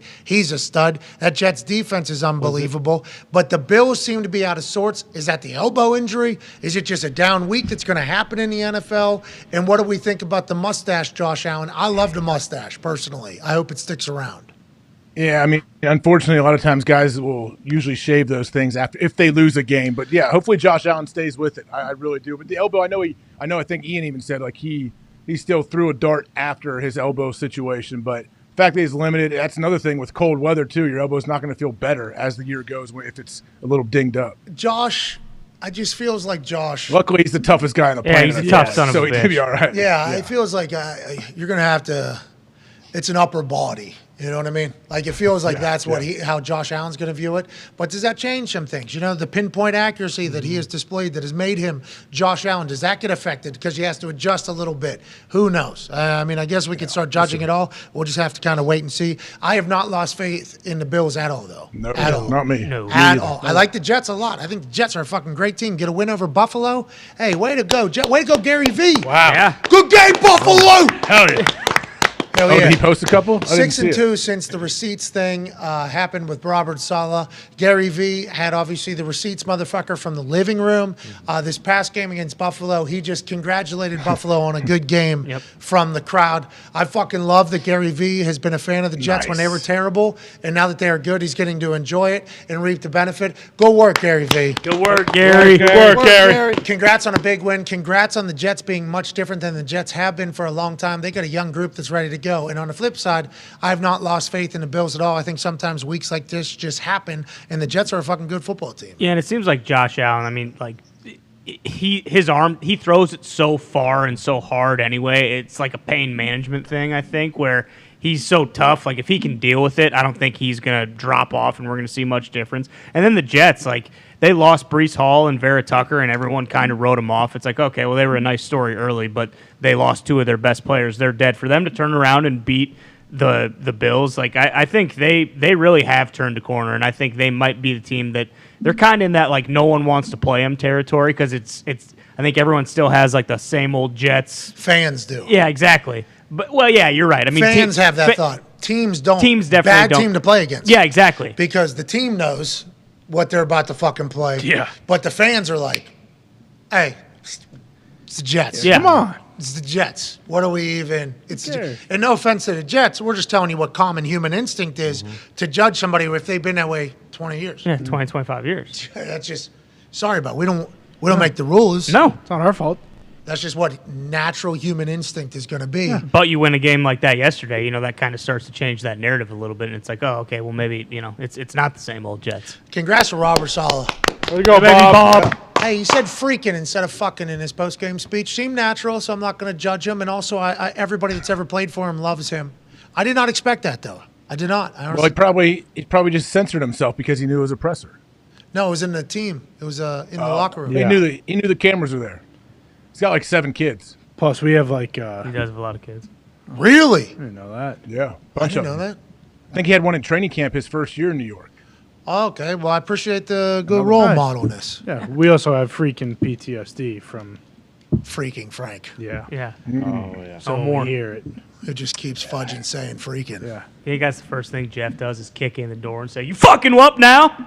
You ready?" I think Jeff will be a pretty straight-laced as well. I do. Calm. That'll be awesome. Jeff's got to run a team meeting on Wednesday morning for the Indianapolis Colts. Yeah. Is he pulling up the tweet he had? Dude, he's got to do a press conference 7:30. He was originally at 6 p.m. It is now moved to 7:30 p.m., Zach Kiefer said. Got a game plan. Prime time, right before Monday Night Football kicks off. Yes. You will be Yes. tuning in to the press conference introducing Jeff Saturday as the Indianapolis Colt, the Jim Irsay business promotion. Continue. Where's it going to be? Are they going to put it on ESPN, NFL Network, what? They should. Both, probably probably. cut into the pregame show or whatever. Is there a Manning cast tonight? Is he going to have Saturday on the? There is a Manning cast tonight, I believe. Count Get him on. okay. Count Get on him Jeff on. Saturday Yes. on there. Yes. At Frank's desk, game planning while he's doing the Manning cast. Yep. Jesus. Foot up. Hey, it's my office now, Peyton. Check it out. Peyton goes, are you in the office? Yeah. Frank's family photo's still here, but I'm Get gonna that mail out here. thing. What if he is, dude? That'd be amazing. We need that to happen. We need the Manning cast. He's probably got to learn the roster, too. Like, he's got to learn everybody's name, like everything. Man, what an awesome change in his life that just happened. He's been watching film. So you guys were talking at that time there? Or was that just dead silence? No. AJ was saying he's probably got to learn the roster and everything. What a great time in his life. That's another thing on why it's impossible to be a fan of them right now, which is what I tweeted yesterday. I don't know any of these dudes. Yeah. I don't know anybody. Jelani Woods gets in. He makes a catch. He's not in for another 55 plays. Yeah. Had a drop yesterday, I guess. That's It was- bad. But you trade away the best player. Yeah. The other one is Jonathan Taylor isn't playing. Defense side of the ball, Shaq Leonard's playing like less than David Bakhtiari is. Yeah, what's the deal? What is that deal with Shaq Leonard going in? Like, what's the plan for him? I have no idea. Wild. I have no clue what's going on. Hopefully Jeff gets to the bottom of that too. Yeah, he will. You were He defensive will. MVP last year. Why aren't we playing? Is it your decision? Whose decision is it? Well, they've been telling me to rotate or whatever because the other guys go, sweet. Hey, Gus, we need a new defense then.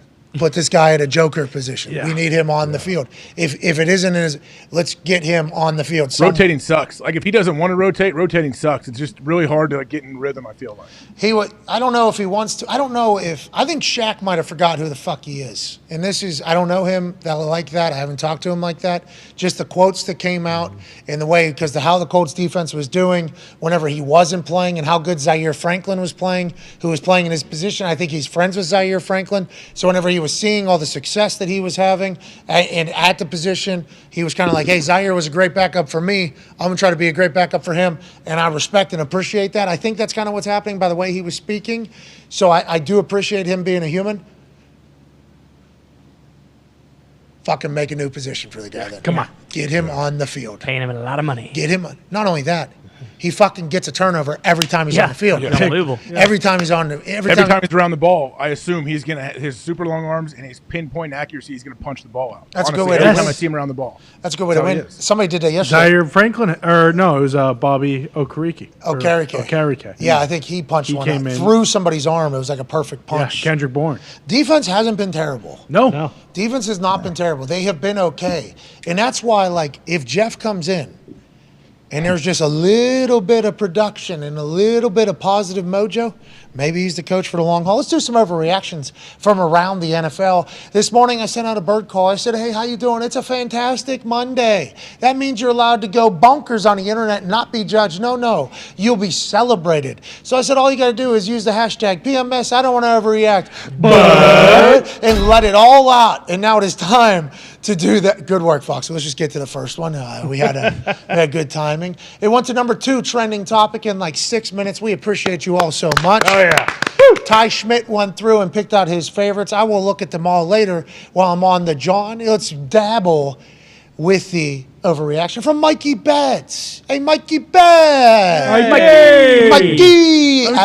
At Betts_Mikey, hashtag PMS. I don't want to overreact. But cards are dead. Mike Bidwell is starting to scarily resemble his damn father, and that's the worst fear for all of Arizona. Bring in Sean Payton. Sean Payton is going to be wanted in a lot of places. There's already people in Indianapolis saying bring in Sean Payton. They would seemingly have what Sean Payton would love, a quarterback, a bunch of weapons on the offensive side of the ball, an owner that has spent a lot of money. I don't know what the previously scary ownership looked like with this whole thing. That team went all in.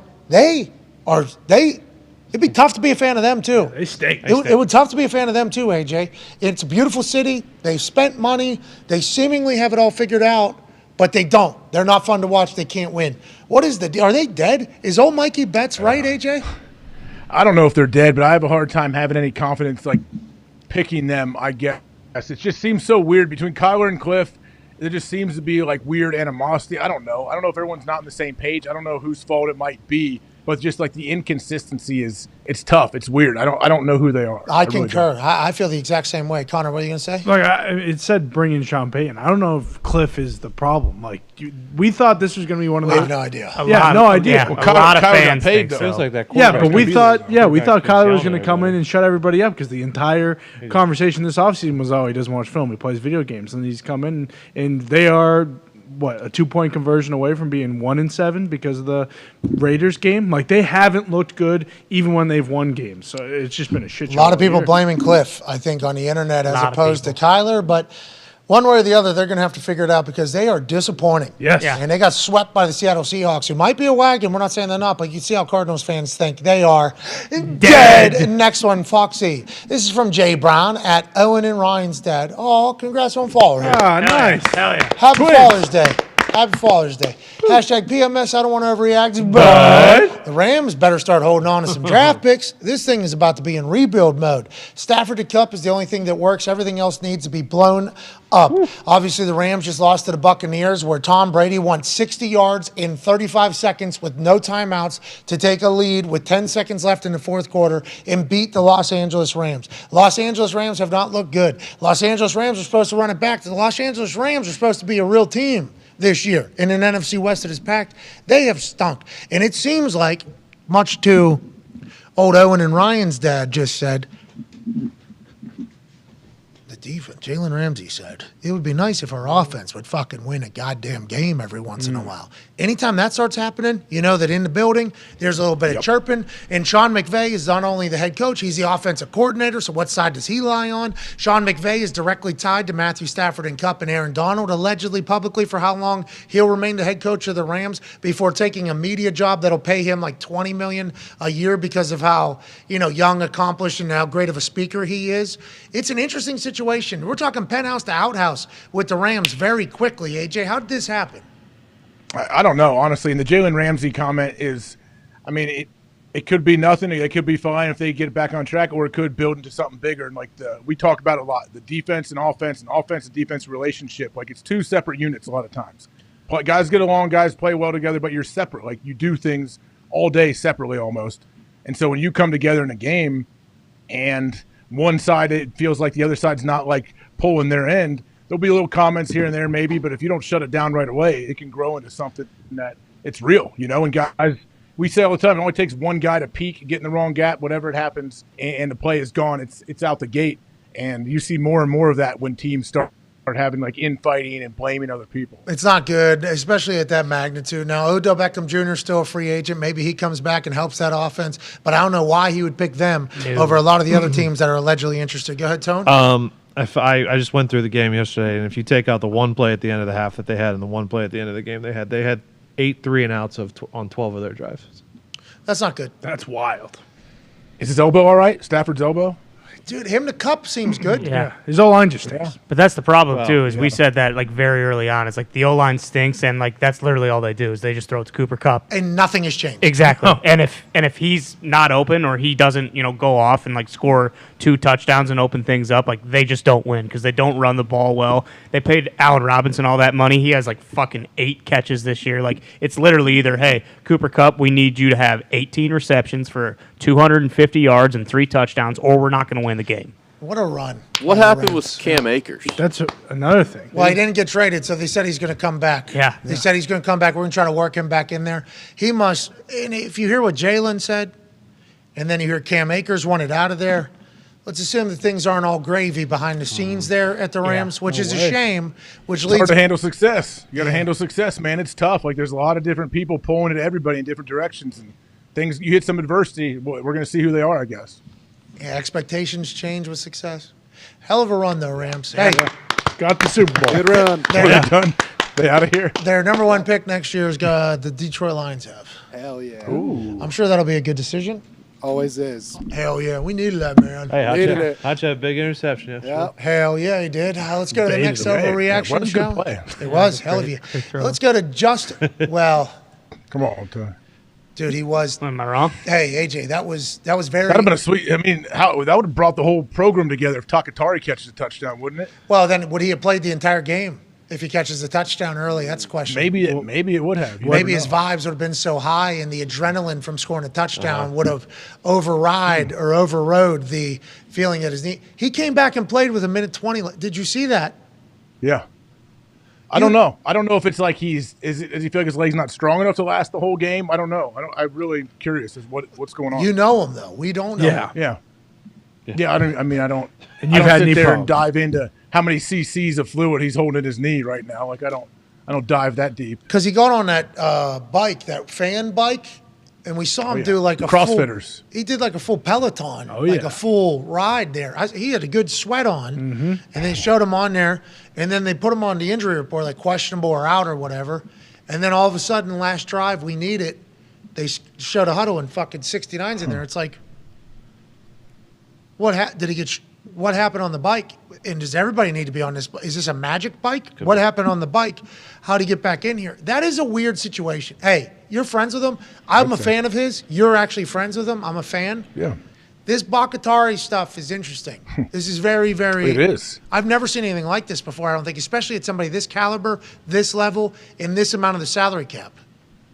Yeah, I mean, I just wonder what does the future look like if we're going to continue the rest of the season like this, which you would imagine, right? Unless he can build up enough strength or whatever, feel good enough to stay in the whole lineup. But I hope that he is planning for getting back to being a full-time player as soon as he possibly can. Have you ever seen this before? Not like for this extended period of time, no. 2 years? I don't. Yeah. Well, also, It's great. He's so good. Yeah. He is so good at football. Like a game changer for them almost. You know? Yeah. Oh, yeah. He's usually when he's out there and he's healthy, all right, well, erase that dude because he's got him. Whoever's rushing. they're 3-6 though. Like if they lose 2 more games, will he just shut it down? Like what's the point of playing in games that don't matter? I was going to ask AJ if he's going to the game next weekend. Big Mike revenge game. Are you going, AJ? Were you invited guest of honor? I'm not going to the game, but I am excited. The Big Mike coming back to Lambeau, right? Oh, yeah. Big Mike coming back, driving down McCarthy Boulevard, taking the buses right down there to Lambeau. Should go. I wonder if he still has his place. Mike has a sweet house there with the Mike's barn. place? We saw the NFL Network stuff. Oh, yeah. We've seen the basement. Mike's apartment? All right, let's go to another. Let's go to his apartment. How dare you? What's that? It was a popular website. It's a big house. It's a porno One site. of Tony's favorite porn sites. Oh, you You're bopping? bopping? Not recently. I think it's been shut down for a few years. Yeah, they ran out of business once Big Ben wasn't subscribed to it anymore. Oh, come on. Jesus shut down. Exactly. It's a good callback. All right, let's go to another overreaction. I'm happy to know I didn't know what that was. Yeah. Sounds like it had a great run, though. Sounds like it had a great run. At Ginsicki 37, Justin Ginsicki has his mouth open with sunglasses on. This guy brings the juice. He does. This guy He brings does. the juice. Every conversation he comes in, he brings it. You know, hashtag PMS, I don't want to overreact. But there isn't anything worse than being a Falcons fan. At least when other teams stink, they get blown out like they're supposed to. In Atlanta, they tease us until the ultimate collapse. No, it's not raining in Atlanta. That's the tears of us fans, says Justin Ginsinki, who normally brings the juice, today brings the gloom and doom. You're not the only team. The Lions do this a lot. This is what the Lions are known for like 20-some years. Colts have been doing a lot of this lately, although we got blown out yesterday. You haven't seen it. I don't think you're alone, but I respect how you feel, and it is the worst because you can't even check out of the fucking game. I've got to experience this with the Colts.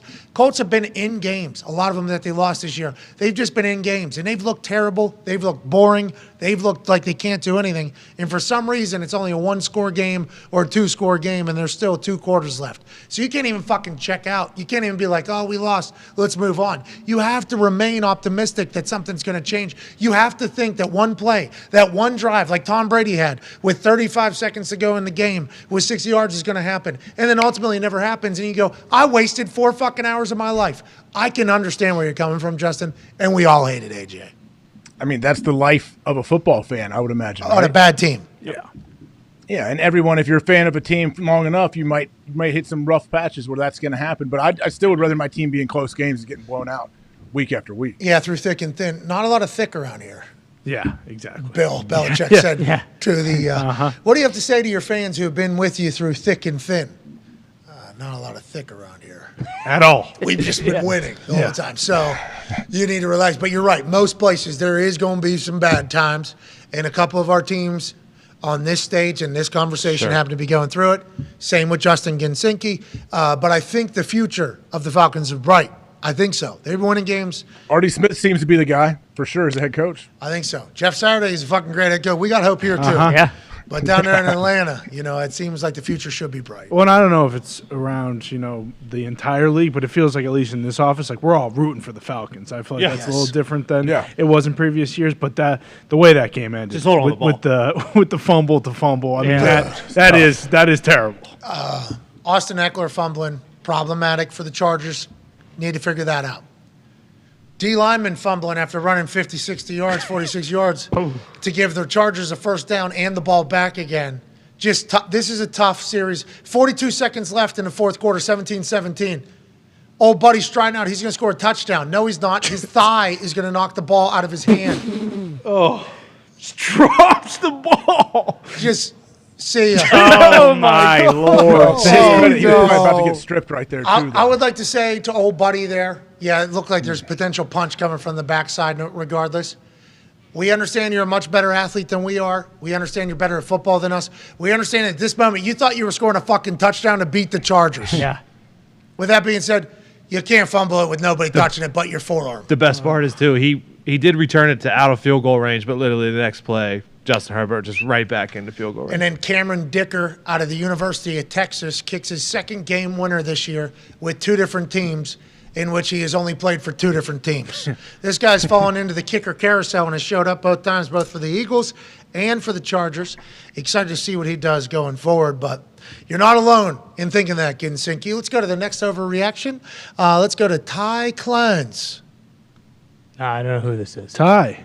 Is this? Hashtag PMS, I don't want to overreact, but it's over. Cancel the season. The Jets accountants have all the receipts tucked away, and they're about to run the table. Gary V, Saleh, Douglas, all the boys over there in New York playing for the young team, playing great football. I don't know what they're going to do this season. Keep the receipt there if they end up doing great. I apologize for saying the Yins probably ain't going to fucking win shit this year. That really matters. Although you're going to win a lot of games. You're going to have a hell of a run. I see wild card potentially in there with a loss inevitably to somebody, which is a shame. But the young core there is only proving to be great. Next year they're going to be even better. Saleh's all the way back. I fucking love what the Jets are up to. And it seems like Jets fans are excited as well, which is a first, I think, for a long time. Oh, I think it's definitely the Jets fans are juiced. And I feel like it's so valuable to get a guy like Sauce Gardner in first round. He comes in, steps in from day one, and he's a lockdown corner. And he's playing with a ton of confidence. I know he got a pick yesterday. Having somebody like that is huge for your defense. Now, obviously, I have a lot of players around him that are very good too. But, man, when you hit on a corner in the first round, he comes in and he's going to be a cornerstone for a long time. It's got to be a good feeling. Well, it's a standard setter for the next draft class. It's a standard setter for this draft class. Like, hey, this is what our guy's doing. And they hit on both. Wilson's doing good things as well. I mean, they have hit on all of them. Farrah Tucker, before he got hurt, was unbelievable. Breece Hall. Like, they slaughtered the draft this year. Congrats to the Jets. Excited to watch the Jets the next 10 years. Yeah. Honestly, excited to watch it. Who knows what they're going to do at quarterback? Yeah, it's every team in the AFC East except for the Patriots, where it's like, oh, wow, they have a lot of young talent. And granted, the Patriots still had Bill, so it isn't as big of a deal. People still high on Mac? No.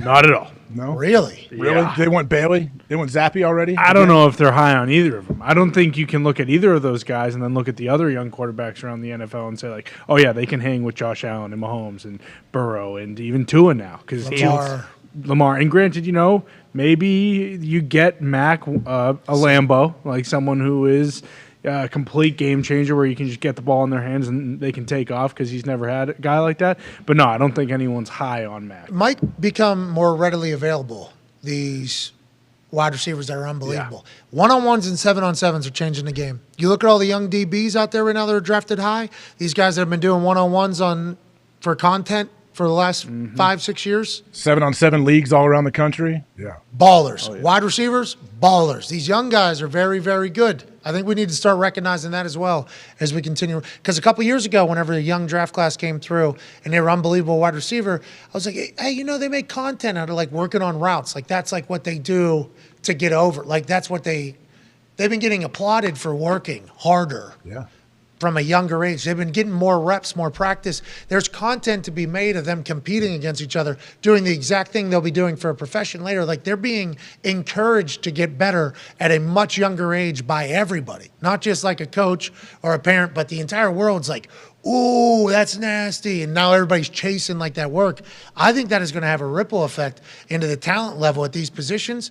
And I think we're starting to see it. I think it's only going to go forward. So I think the Lambo that you're looking for, I think there's going to be a lot of them coming into the NFL. I think weapons and DBs coming into the NFL are going to be much better than they have ever been in the past. And I think it's because of the 7-on-7, 1-on-1 shit going on the internet, personally. Yeah, they're playing against the top-tier competition from, like, age 12 on. Every weekend. Every single weekend, they're still like those guys have a lot of pride. It's all being filmed, like it's pressure situations for them. I know it's 7-on-7, but still, like they want to win. You see everything, like they're competing, and it's a big deal. Like that whole circuit, and they're also being coached better too. There's all these different coaches around them and high-profile people and execs. Like it's a different world. I feel like. And if you get dunked on, you're going to get exposed to millions of people as a high schooler. You get yammed on as a high schooler at DB, everybody's going to see it. DB hovers over your head, bats it down, dances in your face.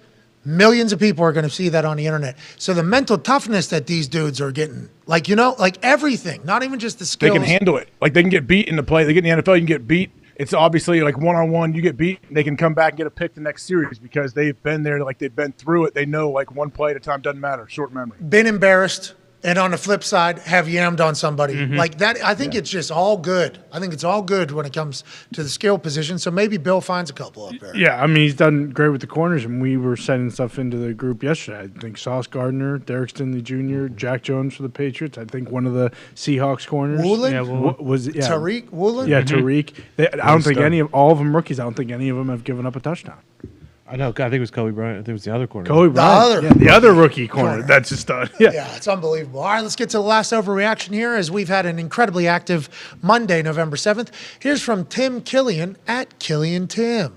Seems to have a great family and very happy. Hashtag PMS, I don't overreact. But KOC deserves Coach of the Year, and he's barely being talked about. With largely the same team as last year, the Vikings have gone from irrelevance to prominence by unlocking Kirk's final iced-out form. Super Bowl bound. He's talking about Kevin O'Connell from the Los Angeles Rams, which might be a part of their offensive woes this year in the Rams, might be. We were saying the same thing about the Niners early, although it seems like Shanahan's going to be able to figure it out with the loss of McDaniel, who's now the head coach of the Miami Dolphins. Kevin O'Connell leaves the Los Angeles Rams to become the head coach of the Minnesota Vikings. I think he missed the parade that Los Angeles. He did. He was out of there immediately afterwards. He was a part of their offensive coordinator, offensive scheming. Vikings are having a lot of success now. Close games, battling. I understand that. Rams not having a lot of success on the offensive side of the ball. KOC maybe should be talked about a little bit more when it comes to Coach of the Year and his valuableness, because you look at what happened when he left somewhere and you look at what has happened as soon as he arrived. KOC seems to be a dog, and once again, I heard a mic'd up segment from last week. He says fuck. So I am a massive fan of his. I guess we didn't. Why don't we talk about him? I mean, we don't really talk about Coach of the Year, but we talk about great coaches, and we mention him a lot. I guess on the national stage, on like all these programs you watch a lot in the mornings, are they talking about O'Connell? First year coach, who knows what's going to happen early in the season? Everybody buries. They got to prove in the playoffs. They got to prove in the playoffs. I think people are waiting for that. That's why nobody's talking about it. I'm not saying that's what we're saying. I'm just saying that is why the standard conversation isn't that, because the thought about Kirko is, wow, it doesn't matter. It's Kirk. First-year head coach, it's the Vikings. NFC North is normally Green Bay Packers conversation. There's not a lot of conversation out of the NFC North other than the Packers normally, because they're probably going to go on a run. So I think that is why you don't hear about it as much.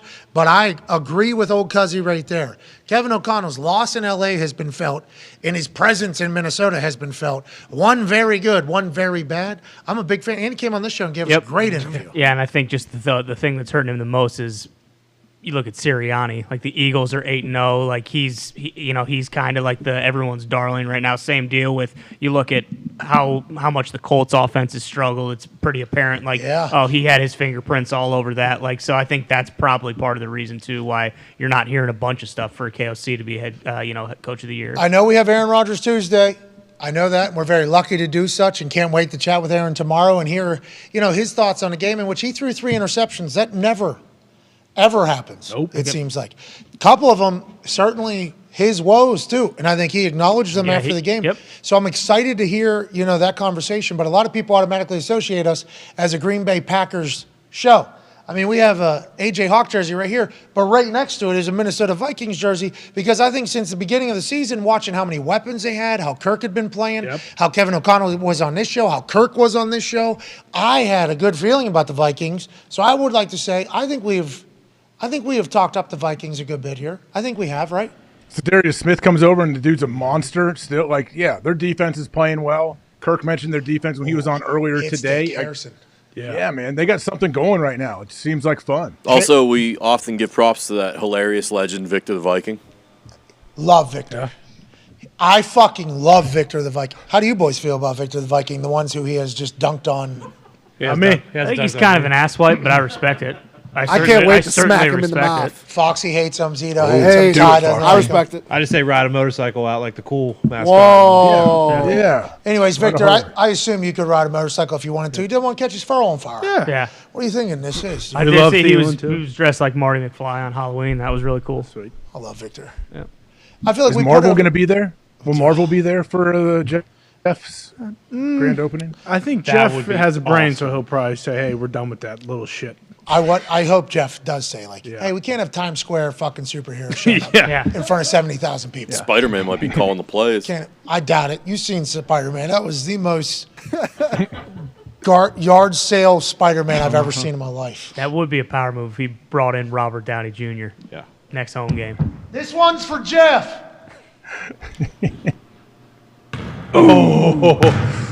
This one is for Jeff Saturday, the head coach. Hell yeah. Boom, Jeff. Bang. Boom. Press conference, 7:30 Eastern. Can't wait to hear what Jeff says, Jim Irsay, and everything happening in Indianapolis. Obviously, tonight's Monday Night Football matchup needs to be chatted about. We need to make our picks. The Ravens, who are sitting at 5-3, are traveling to New Orleans. Look for their fans to be fucking awesome. Yeah. Tonight will be electrifying in the Big Easy. The Saints are 3-5. The Ravens favored by 1.5. Over under at 46.5. AJ, you beat me this past weekend pretty good. There's no way I can get back into this thing. Congrats on that. Let's end week 9 with a hit. What are you thinking? I'm thinking Ravens -1.5 all night. Gus is out. Yep. Mark Andrews is out. Mark Andrews is out for the Ravens. There's a lot of injuries for the Ravens on this Monday Night Football matchup here. Lamar's playing, so that should be enough, you would think. Saints. I don't like Andrews being out. Me neither. But also, I'm Likely sticking was with good Ravens. last week. Yeah, Isaiah Likely was a dog. The backup, likely 80. Yes. Rookie.